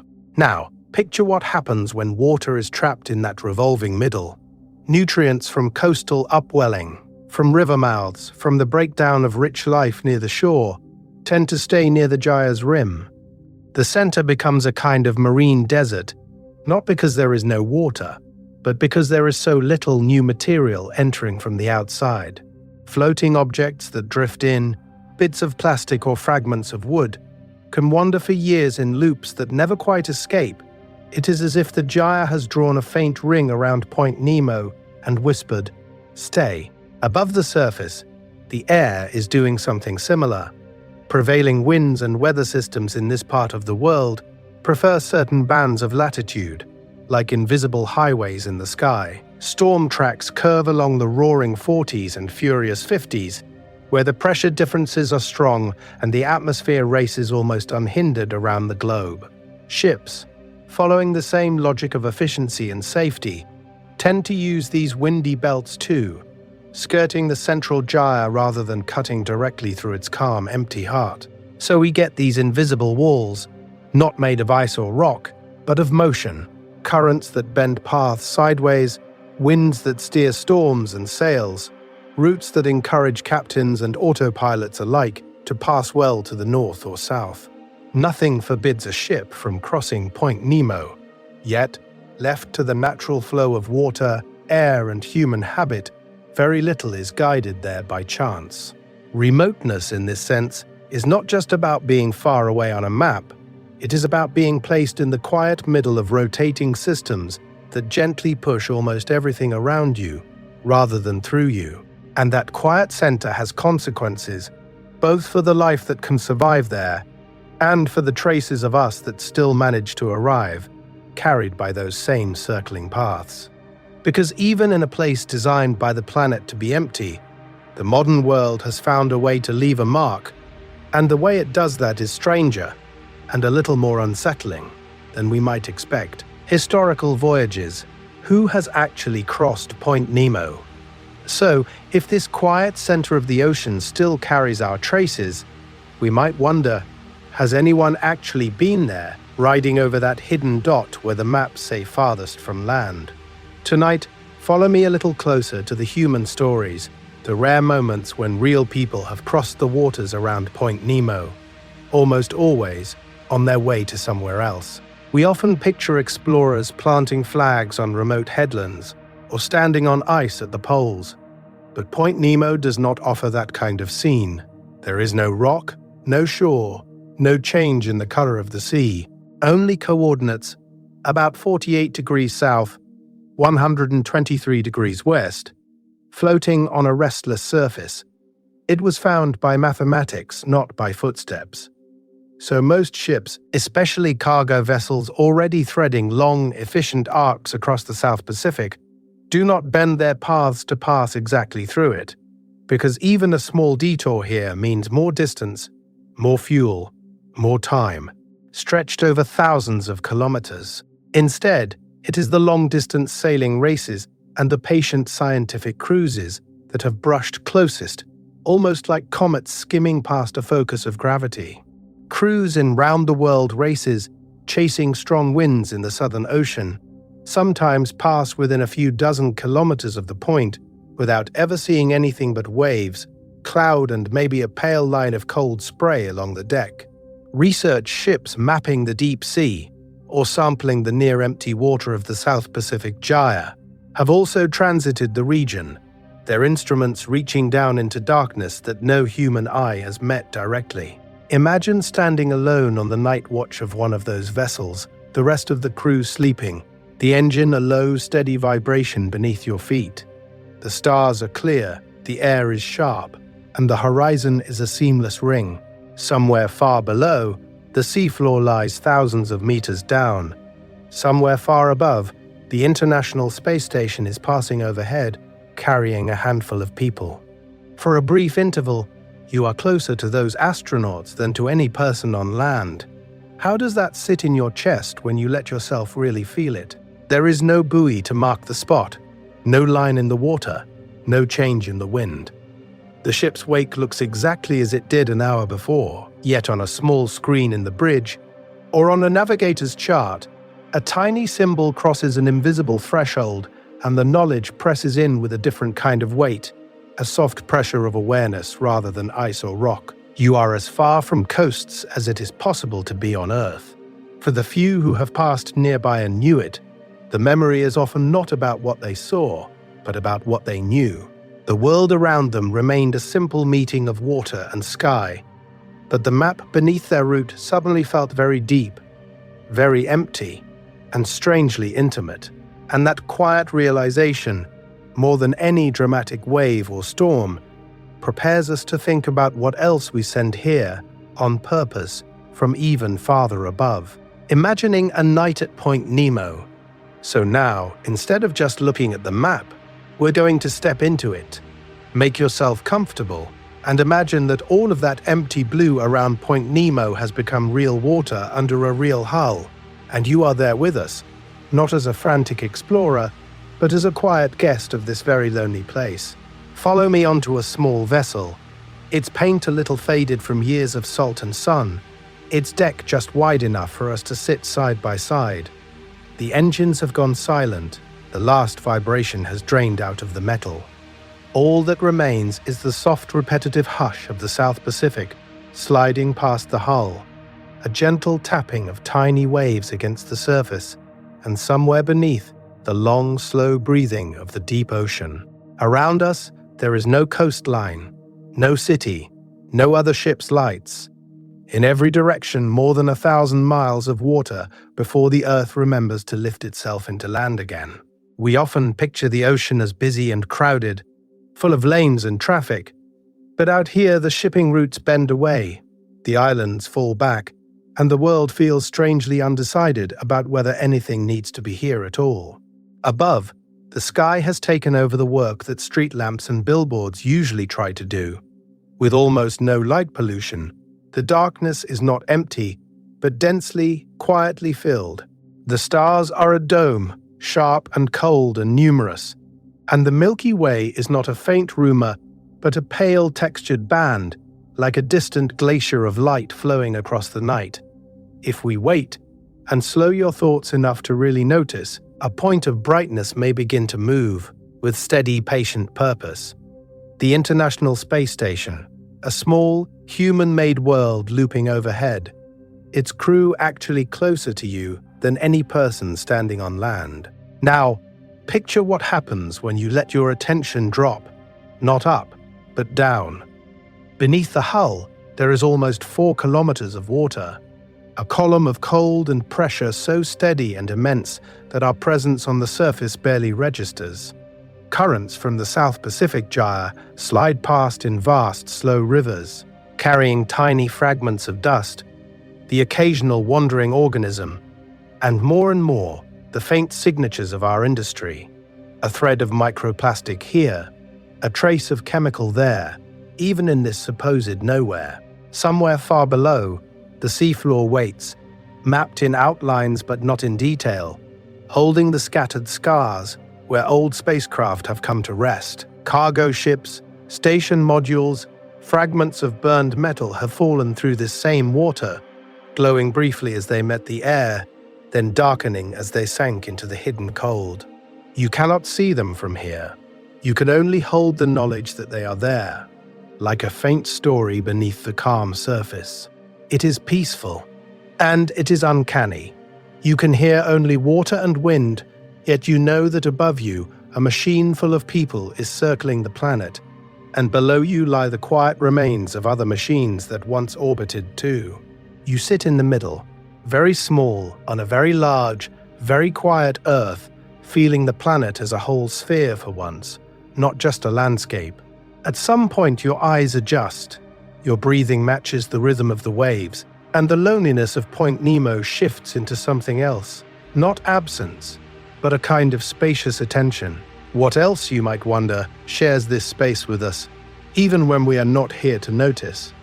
To answer that, we have to leave the surface for a moment and follow the water down. Why we rarely send submarines here. So, follow me as we leave the gentle sway of the surface and begin to sink slowly into the dark. We might imagine that if a place feels this empty above, then surely we would rush to explore what lies beneath, to send our most advanced submarines into the cold, deep water under Point Nemo. But we don't, not very often. And there are quiet, practical reasons for that. Deep-sea expeditions are not like casual boat trips. They are more like launching tiny spacecraft downward instead of upward, each one wrapped in thick metal to withstand enormous pressure, each one supported by a ship, a crew, and years of planning. Because they are so expensive and so time-consuming, we're going to aim them where we expect the greatest return: overactive mid-ocean ridges, where new crust is forming, into famous trenches like the Mariana, where the ocean reaches nearly 11 kilometers deep, or toward hydrothermal vents, where strange ecosystems bloom without sunlight. Not because the rest of the ocean is unworthy, but because our resources are small and the sea is vast. Now, picture what happens when we look at a map of all those dives and plans. The central South Pacific, around Point Nemo, sits far from almost everything we rely on. There are no nearby ports to launch from, no easy harbors for repair, no dense network of other ships to help if something goes wrong. The nearest land in any direction is more than 2,600 kilometers away. For a crude submersible, that distance isn't just an abstract number. It means more fuel, more time at sea, more risk and more cost, all to reach a place with no obvious targets, like a glowing vent field or a dramatic cliff of rock. We often picture the deep ocean as equally mysterious everywhere, a single uniform darkness. But scientists see patterns, ridges that crack the Earth's surface and leak heat, trenches that plunge into the mantle, mineral-rich deposits that might someday be mined, and known hotspots of life where food and nutrients concentrate. Point Nemo lies inside the South Pacific Gyre, a low-nutrient desert of water, far from big rivers, far from upwelling currents, far from the busy edges of continents.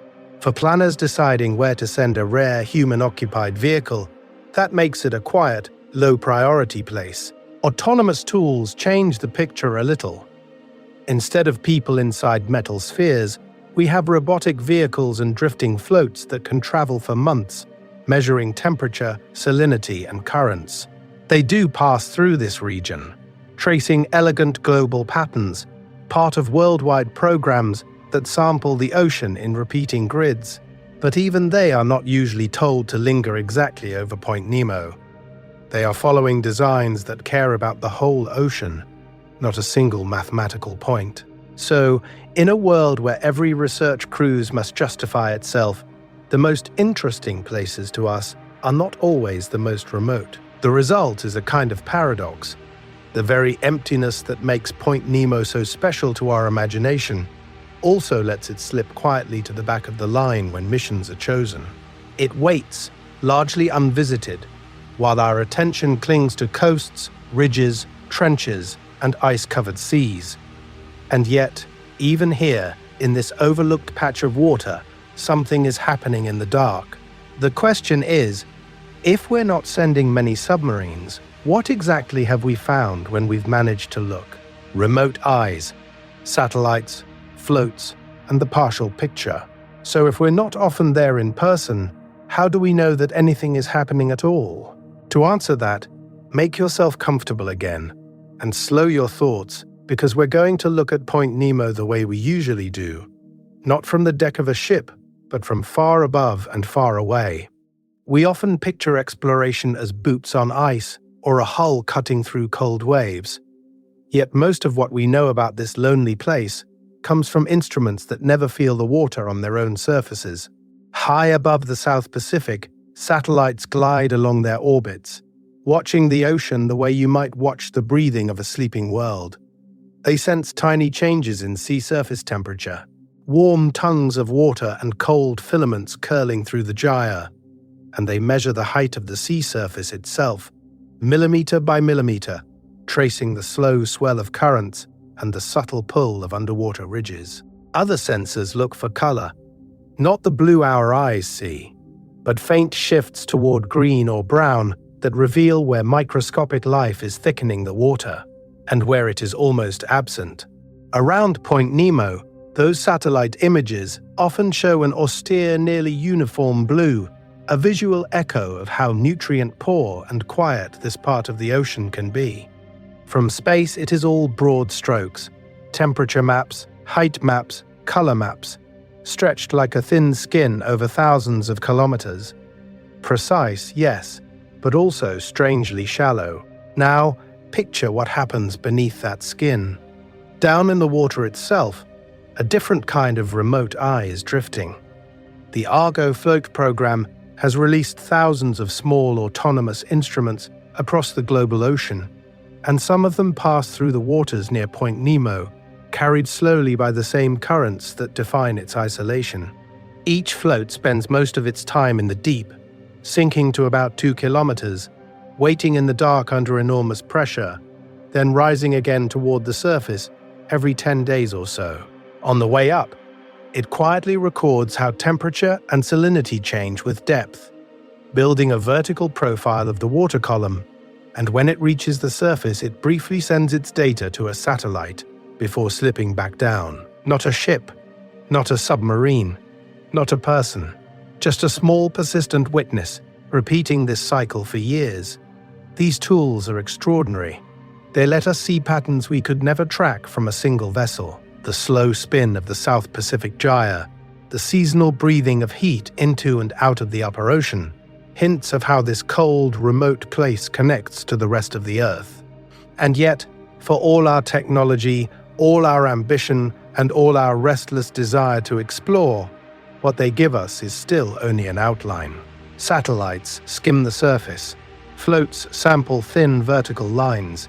Between those lines, and far below them, the fine-scale structure of currents, the detailed shapes of seafloor hills and valleys, the hidden habitats on rocks and sediments, and the deep ecosystems that may flicker in and out with drifting nutrients, all remain mostly unobserved. Not because we don't care, but because our instruments, for now, are spread too far and see too little. So our knowledge of Point Nemo is like a sketch made from a distance. The coordinates are right, the Great Gyre is in the correct place, the broad shadows of temperature and salt are carefully shaded in, but the texture is missing. We do not yet see the small eddies that might trap life for a while, the exact shape of the seafloor where sinking particles finally come to rest, or the quiet communities that might cling to isolated rocks in the dark. Because somewhere under all that water is a world that is part familiar ocean, part almost alien desert, and we are still tracing its outline with blunt tools. The natural question then is simple. If this is only the sketch, what happens when we finally try to color it in, and what might we disturb when we do? Future probes and deep-sea robots, will we ever truly visit? To even begin coloring it in, we have to imagine tools that can stay where we cannot. We often picture exploration as a ship on the surface, or a person in a metal sphere peering through one thick window. But the future of a place like Point Nemo may belong to quiet machines that drift far beneath the waves, out of sight, out of radio range, and almost out of our imagination. Make yourself comfortable for a moment, and follow me into that near future. On a grey morning somewhere far from this lonely coordinate, a research vessel lowers a sleek torpedo-shaped robot into the cold water, then simply lets it go. Inside are batteries, sensors, cameras, and a small artificial mind trained to make decisions very slowly and very carefully, because once it slips below a few hundred meters, the surface might as well be another world. Now, picture what happens over the next months. The ship leaves, the horizon empties, but the robot keeps going, sinking through layer after layer of darkening blue, feeling the pressure climb until the metal hull holds back a weight that would crush us in an instant, then leveling off a few meters above the sea floor on a pre-planned path that curves toward the coordinates of the oceanic pole of inaccessibility. We're going to ask it to do what no human eye has done directly at Point Nemo: map every ridge and hollow, trace the debris field where old space stations and cargo craft have come to rest, and sweep its lights slowly across the sediment to see what lives there. Maybe it would find twisted fragments of heat shields half buried beside pale sea cucumbers, or a tangle of cables lying like a strange artificial kelp forest in the still water. It sounds almost simple. A robot, a mission, a map. But of course, it isn't. Designing an autonomous vehicle that can survive months in the deep ocean, navigate without GPS, store or send its data home, and then either return or gracefully shut itself down is slow, expensive, and uncertain work. In a world where we are trying to understand melting ice sheets, rising seas, collapsing fisheries, and changing climates, every voyage to this empty-seeming place has to compete with other urgent questions for the same limited pot of funding. Here's the pattern interrupt. Even if we succeed completely, even if one day we stream live video from the seafloor at Point Nemo in perfect high definition, we will still only be there as reflections. Our hands will rest on keyboards, not on wet rock. Our faces will feel the glow of screens, not the sting of salt spray or the cold, heavy air above the waves. So perhaps the deepest truth is that Point Nemo will remain, for almost all of us, a place we know the way we know distant stars, or the underside of a glacier, through numbers, images, and careful stories, but not through touch. And as we think about sending more machines into that dark, we have to ask one more question. What else besides data do we bring there? And what traces of ourselves do we leave behind? An earthly analog for alien oceans. So when we ask what traces of ourselves we leave behind at Point Nemo, we can also turn the question around, very gently, and ask, what traces of the universe might already be waiting there for us to notice? Make yourself comfortable for a moment and slow your thoughts, because to follow this idea, we're going to leave the familiar surface of Earth in our minds and drift outward into the cold. We often picture oceans as bright blue, sunlit spaces full of color and motion. But when planetary scientists think about oceans on icy moons, they imagine something very different. A black, high-pressure world, sealed beneath a thick shell of ice, with no day and night. No weather, no sky at all. Europa around Jupiter, Enceladus around Saturn, and several other distant bodies may hide global seas under tens of kilometers of frozen crust, places where sunlight never reaches, and where the only energy might come from rock, chemistry, and slow internal heat. Now, picture what happens if we turn back toward Earth, but keep that image of a hidden ocean in mind, and let it sink down through the Pacific until it reaches the deep water beneath Point Nemo.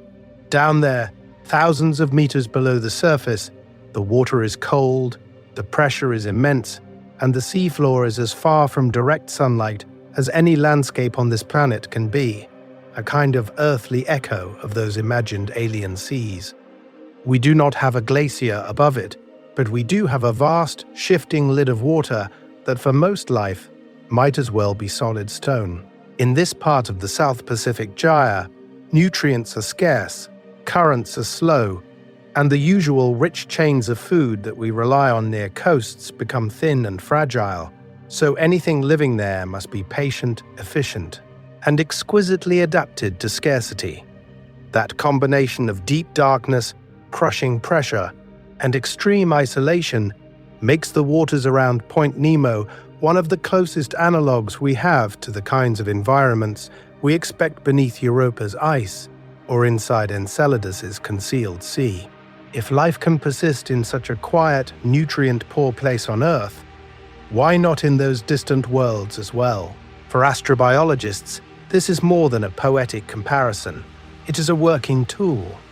By studying how microbes, drifting plankton, and deep-sea communities survive in Earth's most remote marine deserts, we begin to sketch what possible might look like elsewhere. Slower metabolisms, smaller populations, ecosystems built not on sunlight, but on faint chemical gradients, and the patient recycling of every molecule over years and years. And so Point Nemo becomes more than a lonely coordinate or a convenient spacecraft graveyard. It turns into a quiet laboratory of the imagination, a place where we rehearse our questions about life in the universe, even though we have barely begun to study its depths directly. In the next part, we're going to stay with that tension between remoteness and responsibility, and ask what it really means to treat such an unseen world with care. Ethics in an empty place. Do we owe Point Nemo anything? So if Point Nemo is both a graveyard for machines and a canvas for our imagination, we have to slow our thoughts and ask a quieter, harder question. What do we owe a place like this? A region of the world that almost none of us will ever see with our own eyes. We often picture responsibility as something that grows out of contact, out of footsteps on the ground, and hands on the railings of ships. Yet Point Nemo sits some 2,688 kilometers from the nearest land in any direction, held inside the cold sweep of the South Pacific Gyre, and almost no one passes directly above it. Does that distance loosen the pressure we feel to care, as if remoteness were a kind of permission slip, or does it make the place more precious precisely because it is so untouched by our daily lives? Follow me for a moment into the way our laws see this stretch of ocean. On paper, the high seas belong to no single nation. They are framed as a shared space, a kind of global commons where all states have freedoms, but also duties, to protect the marine environment. Yet in practice, the same legal emptiness that keeps Point Nemo free of flags also makes it an attractive spacecraft cemetery, a zone where agencies can aim fording stations and cargo ships because the odds of hitting anyone are vanishingly small. It fits, but only uneasily, with the idea of a shared heritage of humankind. Now, picture what happens when impact is invisible. A station breaks apart high above the atmosphere, fragments burn and scatter, and whatever survives sinks through thousands of meters of dark water to a seafloor we have mapped more roughly than the surface of Mars. No one watches it land. No one dives down to sweep the debris. Microplastics drift in on currents. Traces of industrial chemicals settle out of the air, and perhaps one day, deep-sea mining machines may crawl nearby, far beneath the surface, out of sight and out of mind. If no one is there to witness the damage, are we more likely to convince ourselves that the damage does not really matter? In a way, caring about Point Nemo is an experiment we run on ourselves. Make yourself comfortable with the thought that you will almost certainly never stand above this coordinate, never see the exact pattern of waves in that lonely circle of water. If we still choose to care, if we still say that what happens in this empty-looking place matters, then our circle of concern stretches beyond experience into principle. How far can that circle extend before it thins and breaks? Because somewhere under that rolling, seemingly anonymous patch of ocean is a deep hidden world of currents, sediments, and fragile life. And in the next part, we're going to ask what it means not just to feel responsible in the abstract, but to draw real boundaries around what we will and will not do to it. And what happens if we cross them? Climate change and the future of the world's loneliest waters. So as we start to draw those boundaries in our minds, it helps to remember something quietly unsettling about this lonely coordinate in the sea. Even if we decide to leave it alone, the world around it is already changing, not in a sudden dramatic way, but in a slow, persistent drift, like the turning of the Earth beneath a star-filled sky. Make yourself comfortable for a moment, and follow me out over the South Pacific Gyre again to that ring of currents that cradles Point Nemo. We often picture ocean currents as fixed highways in the water, but they are more like living contours of wind, temperature, and salt, always adjusting to tiny shifts in heat and cold. As the oceans warm and the winds that drive them subtly rearrange, this gyre may swell, tilt, or weaken, and that graceful rearrangement can change where nutrients collect, where microscopic life can bloom, and where the water remains almost empty. Now, picture what happens in a warming ocean to the vertical structure of that water. The sunlit surface grows a little warmer, a little lighter, and it floats more stubbornly above the colder, denser layers beneath. Oceanographers call this stronger layering stratification, but the idea is simple: a sharper boundary between the warm skin of the sea and the deep, cold interior. When that boundary strengthens, it becomes harder for storms and currents to pull nutrient-rich water up from the depths, so the surface around Point Nemo can remain a blue desert even as the rest of the world becomes more restless. In some scenarios, that isolation might intensify. Fewer nutrients reach the surface, fewer phytoplankton grow, and the already thin web of life stretches even further. In others, a shifting gyre might redirect distant dust, river plumes, or upwelling zones so that, for brief seasons or over long years, this cold, clear place becomes just a little less empty. Not because it suddenly teems with fish, but because the invisible chemistry that supports life has been nudged by heat and wind far away. And while the physics change, the human map may change too. New shipping routes could open or close as economies evolve and ice elsewhere retreats, sending more vessels across previously quiet corridors of the South Pacific. Fishing fleets pushed by shifting stocks might begin to cast their nets in waters that once seemed not worth the fuel. Future industries, like deep-sea mining targeting metals in sediments and crusts, could one day look at the abyssal plains near Point Nemo and see not remoteness, but opportunity and pressure. So even if the GPS numbers of Point Nemo never move, the character of the waters wrapped around them will not stay the same. No place on Earth is entirely static, not the ice of a glacier, not the rock beneath our feet, and not the most isolated patch of sea. In the next part, we're going to sit with that idea a little longer and ask what it means to protect a moving target, a lonely point in an ocean that is always, quietly, becoming something new. Pattern interrupt. From maps back to your quiet room.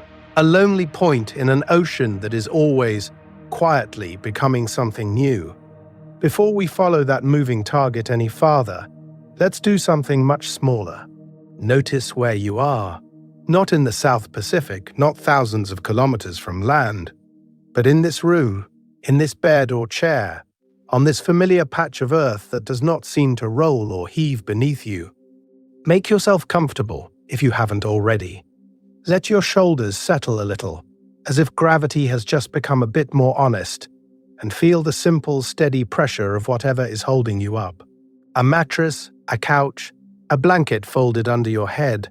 This is your little island in a much larger world of water and air. Listen, just for a moment. There might be the faint hum of a refrigerator, a car passing far outside, the soft ticking of a clock, or almost nothing at all.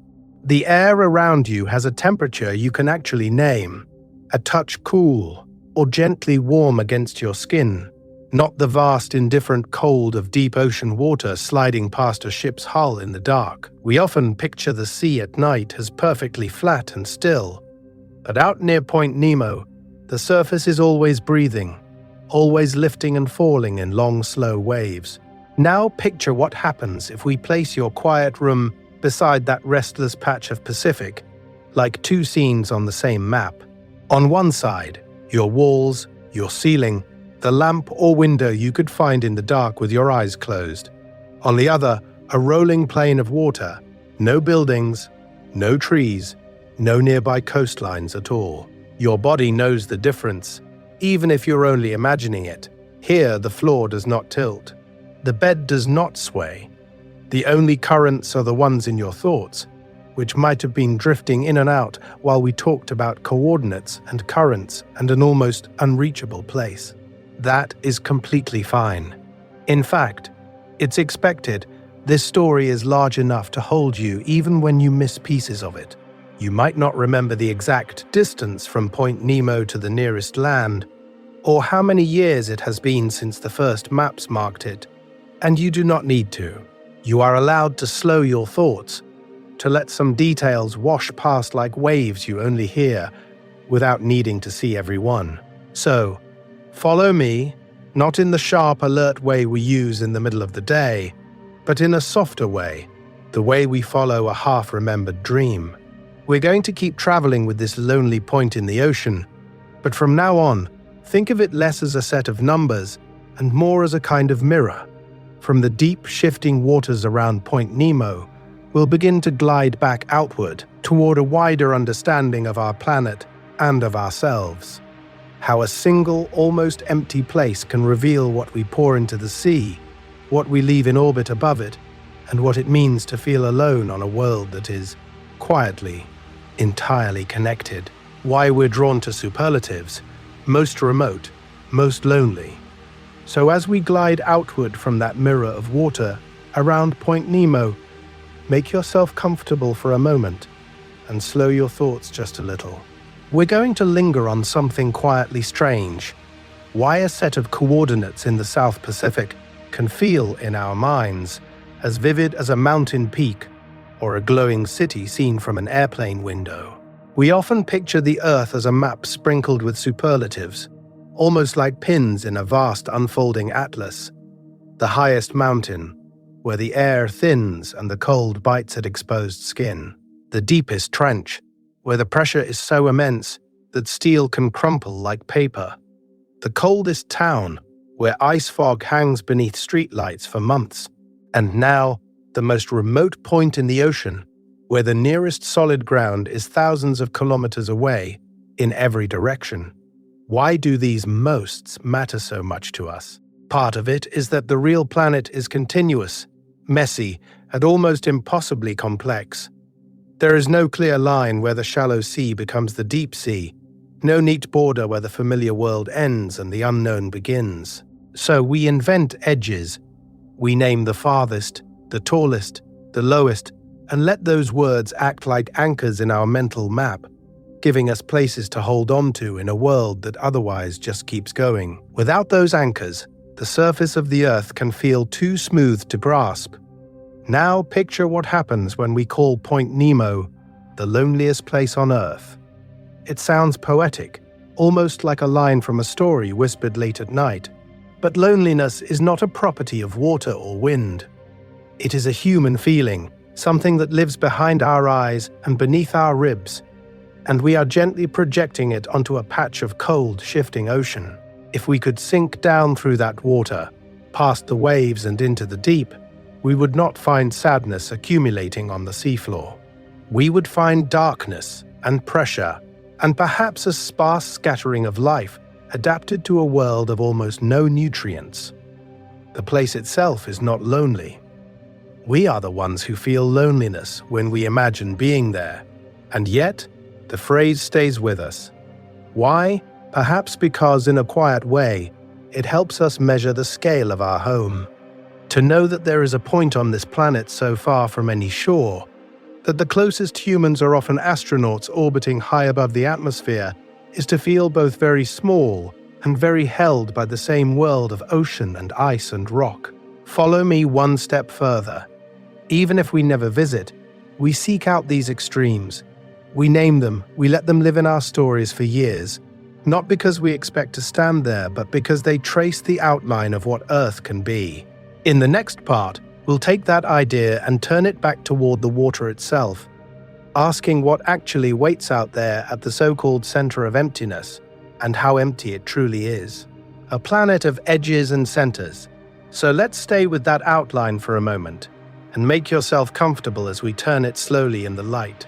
When we talk about Point Nemo, we're going to discover that it is not just a single dot in the sea, but a way of seeing how our world is stitched together by centers and edges, by middles and margins that we create in our minds. Point Nemo is called the oceanic pole of inaccessibility, the spot in the South Pacific where you are farthest from any coastline, more than 2,600 kilometers from the nearest scraps of land in every direction. We often picture that as an edge, a kind of last outpost before you fall off the map of human presence. Yet if you stand back, now, picture what happens. Around that point you can draw a vast, almost perfect circle of water, a ring of cold, moving surface, with Point Nemo resting quietly at its center. So is it an edge or a middle? It is both. It is the rim of our reach and the heart of a watery disk that covers a huge fraction of the Earth. Beneath that circle, the ocean floor drops away into deep basins. Above it, the sky curves over an emptiness that is not really empty at all, just thinly spread. The pressure of distance there is as real as the pressure of water, and yet it's defined entirely by how far you are from land, from us. Follow me to other so-called centers. On continents, surveyors have calculated poles of inaccessibility on land, the points farthest from any coastline, lost in deserts or in the frozen interior of Antarctica. There are geographic centers of countries and of entire land masses, marked by quiet monuments or lonely stakes. Around the poles there are shifting edges of sea ice, retreating in summer, advancing in winter, drawing and erasing moving borders every year. None of these places glow with any special power. They are created by a choice. Which distance matters, and from what? When we call something a center, we are really revealing what we value. Do we measure from shorelines, as if land were the only stage that counts? Do we trace the edge of ice, as if the world beneath that frozen skin were just a backdrop? Do we mark the warm, crowded cities as the true middle, and let the open ocean become a blank margin in our thoughts? Or could we, gently, slow your thoughts and ask a different set of questions? Point Nemo invites that pause. It reminds us that most of the planet is ocean, that most of that ocean is far from any ship, and that for years and years, the deep has gone almost unvisited by us. Not because it is unimportant, but because we chose other centers first. Because out there, at the center of this great circle of water, something unexpected is happening, and it will change how empty this emptiest place really feels. Soft recap: the story the loneliest point tells. Something unexpected is happening, and it will change how empty this emptiest place really feels. So, before we move on, make yourself comfortable and let's gently gather the threads of this story. We're going to look back, slowly, at what Point Nemo really is and at what it quietly says about our world and about us. We began with a definition that felt almost abstract: a mathematically chosen nowhere, a set of coordinates in the South Pacific, about 2,688 kilometers from any shore in every direction, more distant from land than any other point on the ocean's surface. Not a marked island or a looming cliff, but a location you could sail across without noticing, except for the numbers on the screen telling you that you had reached the farthest possible distance from any coast on Earth. Around it, we placed the slow wheel of the South Pacific Gyre, this great rotating system of currents that turns and turns for years, holding water in a wide, lazy circle. Within that circle, the sea becomes strangely stable and strangely poor, a kind of oceanic desert where fresh nutrients rarely arrive, where the surface is calm, and where the feeling of being far from everything is reinforced by the physics of the water itself. We often picture the open ocean as teeming with life, but here the surface is sparse: a few drifting plankton, the occasional passing bird, a distant ship only every so often. Beneath, the seafloor is still largely unmapped, its mountains and plains traced only in low-resolution outlines, so that in this supposedly well-known age, we must admit that we have a better image of Mars's craters than of the deep landscape under Point Nemo. And yet, even in this quiet, we have left our mark. Now, picture what happens when old space stations and cargo craft are guided back to Earth, their orbits lowered, their metal shells heating in the air, their fragments falling into a designated stretch of water called the South Pacific Ocean Uninhabited Area. Many of those final arcs end near Point Nemo, turning this remote place into a kind of spacecraft cemetery, where pieces of our journeys beyond the atmosphere sink into the cold dark. At the same time, tiny, almost invisible travelers arrive. Microplastics riding currents, traces of industrial chemicals carried by wind and rain, pollutants that have taken years to cross the globe. Even here, far from any glacier, far from any city, the water and the life within it carry a record of us. We study all of this mostly from afar. Satellites watch the surface, measuring color, height, and temperature. Autonomous floats drift up and down through the water column, sensing pressure and salinity. Hydrophones listen for distant waves, whales, and the faint echoes of ships that may be hundreds of kilometers away. But how much passes between those instruments, unseen and unheard? How many deep currents, how many hidden organisms, how many slow changes in the seafloor never touch a sensor at all? In that way, Point Nemo has become a symbol of both our knowledge and our ignorance. We can calculate its position to many decimal places, model its currents and aim spacecraft at its waters, and yet we cannot show you a detailed map of the ground beneath it, or a complete catalogue of the life that endures there.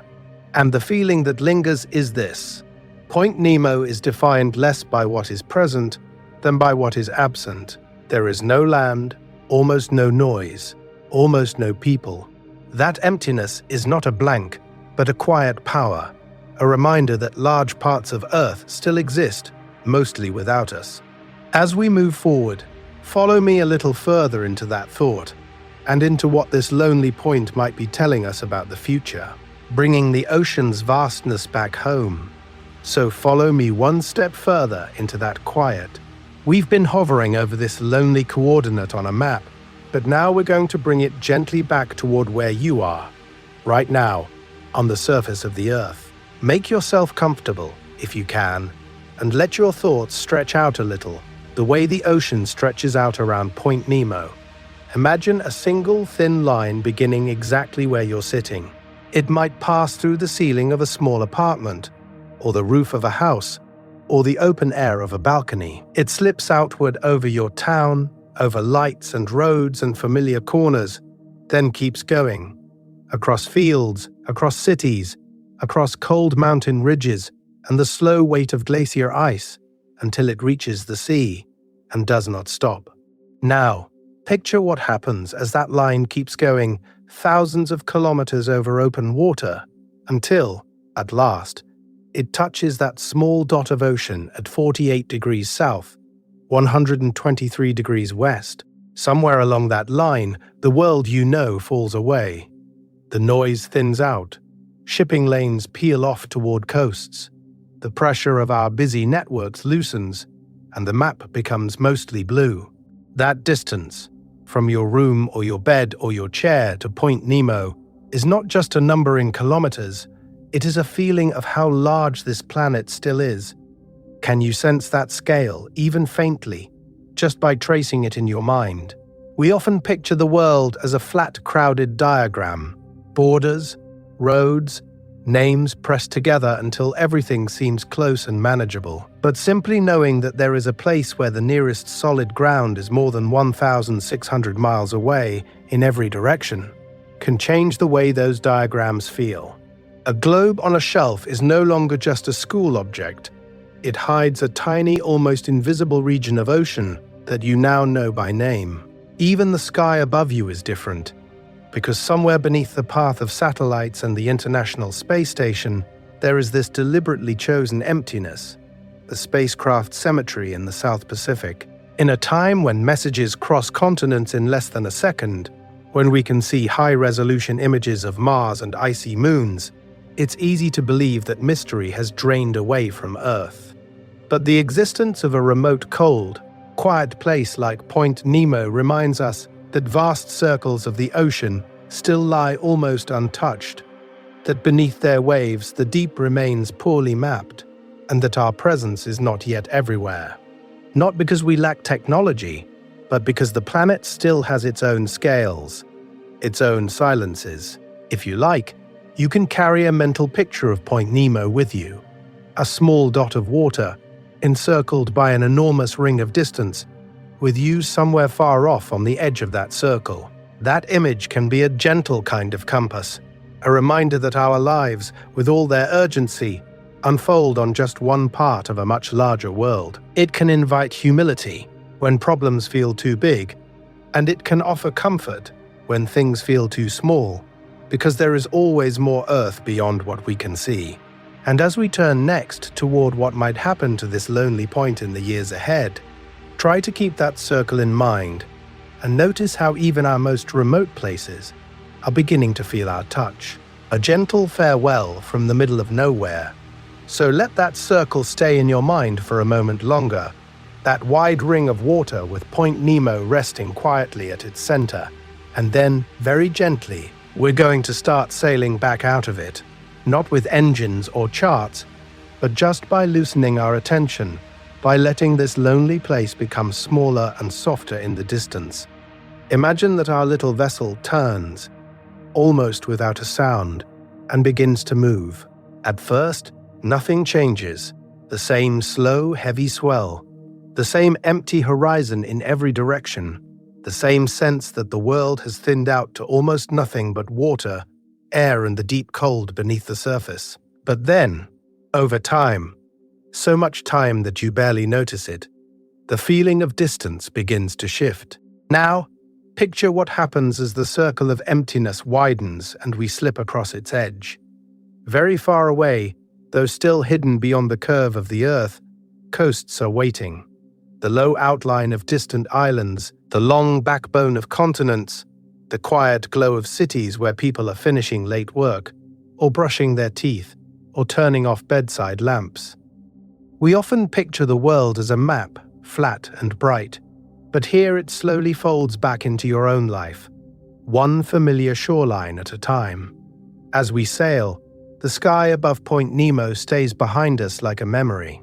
Stars that once hung over the world's loneliest point now shine over fishing boats, over ports, over glaciers sleeping in the dark at the far ends of the oceans. The great gyres keep turning, the deep currents keep flowing under their own pressure, and this single coordinate on Earth goes on being what it is, whether or not anyone is thinking about it. Thank you for keeping it company for a while, for making yourself comfortable and letting your thoughts drift all the way out to a place where the nearest humans are usually not on land at all, but passing overhead in orbit. Even if you only caught fragments, a sentence here, an image there, your mind has still traced the outline of that distance, has still touched the scale and the quiet that live out there. If you found yourself drifting, if you missed whole stretches because your eyes grew heavy and your thoughts grew slow, that's perfectly all right. The details can wash away like foam on a wave.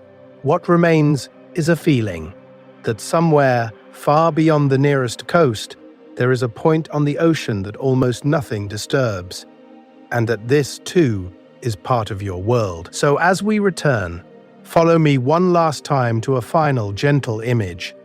Night over the South Pacific, no ships in sight, just a slow-breathing sea, dark and glassy, with long swells moving under starlight. Far below, the water is cold and very deep. At the surface, the wind is light, the air is clear, and Point Nemo rests in its usual silence, patient, unhurried, continuing its quiet existence whether anyone visits it in thought or not. A small, still reference point in an ever-changing Earth. Soft call to action, keeping this quiet channel afloat. So, as Point Nemo settles back into its usual silence, and the sea closes over our little visit, as if it were a passing thought, we've reached the quiet part of our journey where we simply drift for a moment and look back at where we've been together. We followed a line across the map to the most distant water we could find, then slipped beneath the surface in our minds and let that cold, empty world hold us for a while. Making long, slow explorations like this, where we're going nowhere fast on purpose, takes time and a certain kind of careful attention, the same way it takes years for waves and wind to carve a hidden shape into the coast that no one sees but that still exists. Researching the science, shaping the story, recording it gently enough that you can make yourself comfortable, and maybe even slow your thoughts a little. All of that is its own kind of quiet work. Not because we are chasing numbers, but because we're trying to keep a small, calm place open in a very loud online world. A place where the pressure to hurry can drop away for a while, like the pressure does, as you rise slowly back toward the surface after a deep dive. In that sense, your presence here matters more than you might think. Just by listening, you've helped keep this odd little corner of Earth and ocean and imagination alive. If you found a bit of comfort here, or a spark of curiosity about this lonely point on our planet, you are gently invited to leave a trace as you go. A simple like on the video, a quiet subscription so you can find your way back, or even a soft comment telling us where in the world you were listening from. All of those are small signals in the dark, tiny lights that tell us someone else is out there on the sea with us. We often picture these actions as feeding an algorithm, but here they are more like leaving a marker buoy on the water, something that says, "This place matters. keep returning, keep watching over it. They help make it possible to spend many more nights wandering slowly across maps and under ice and over deep water together, visiting other hidden places on Earth that most of us will never stand on with our own feet. And if you'd rather not click anything at all, that is completely all right. You may already be half asleep or just resting with your eyes closed, letting the idea of a single point in the middle of the ocean rock you like a very slow tide. Whether you speak up or stay silent, whether you interact or simply drift, you are welcome here. So follow me one last time to that dark, glassy sea in your mind, and then let it fade. Whenever you need another long, slow journey to somewhere far away, above the ice, beneath it, or far out over deep water, you can always return. We'll be here, patient, unhurried, waiting at the edge of the map,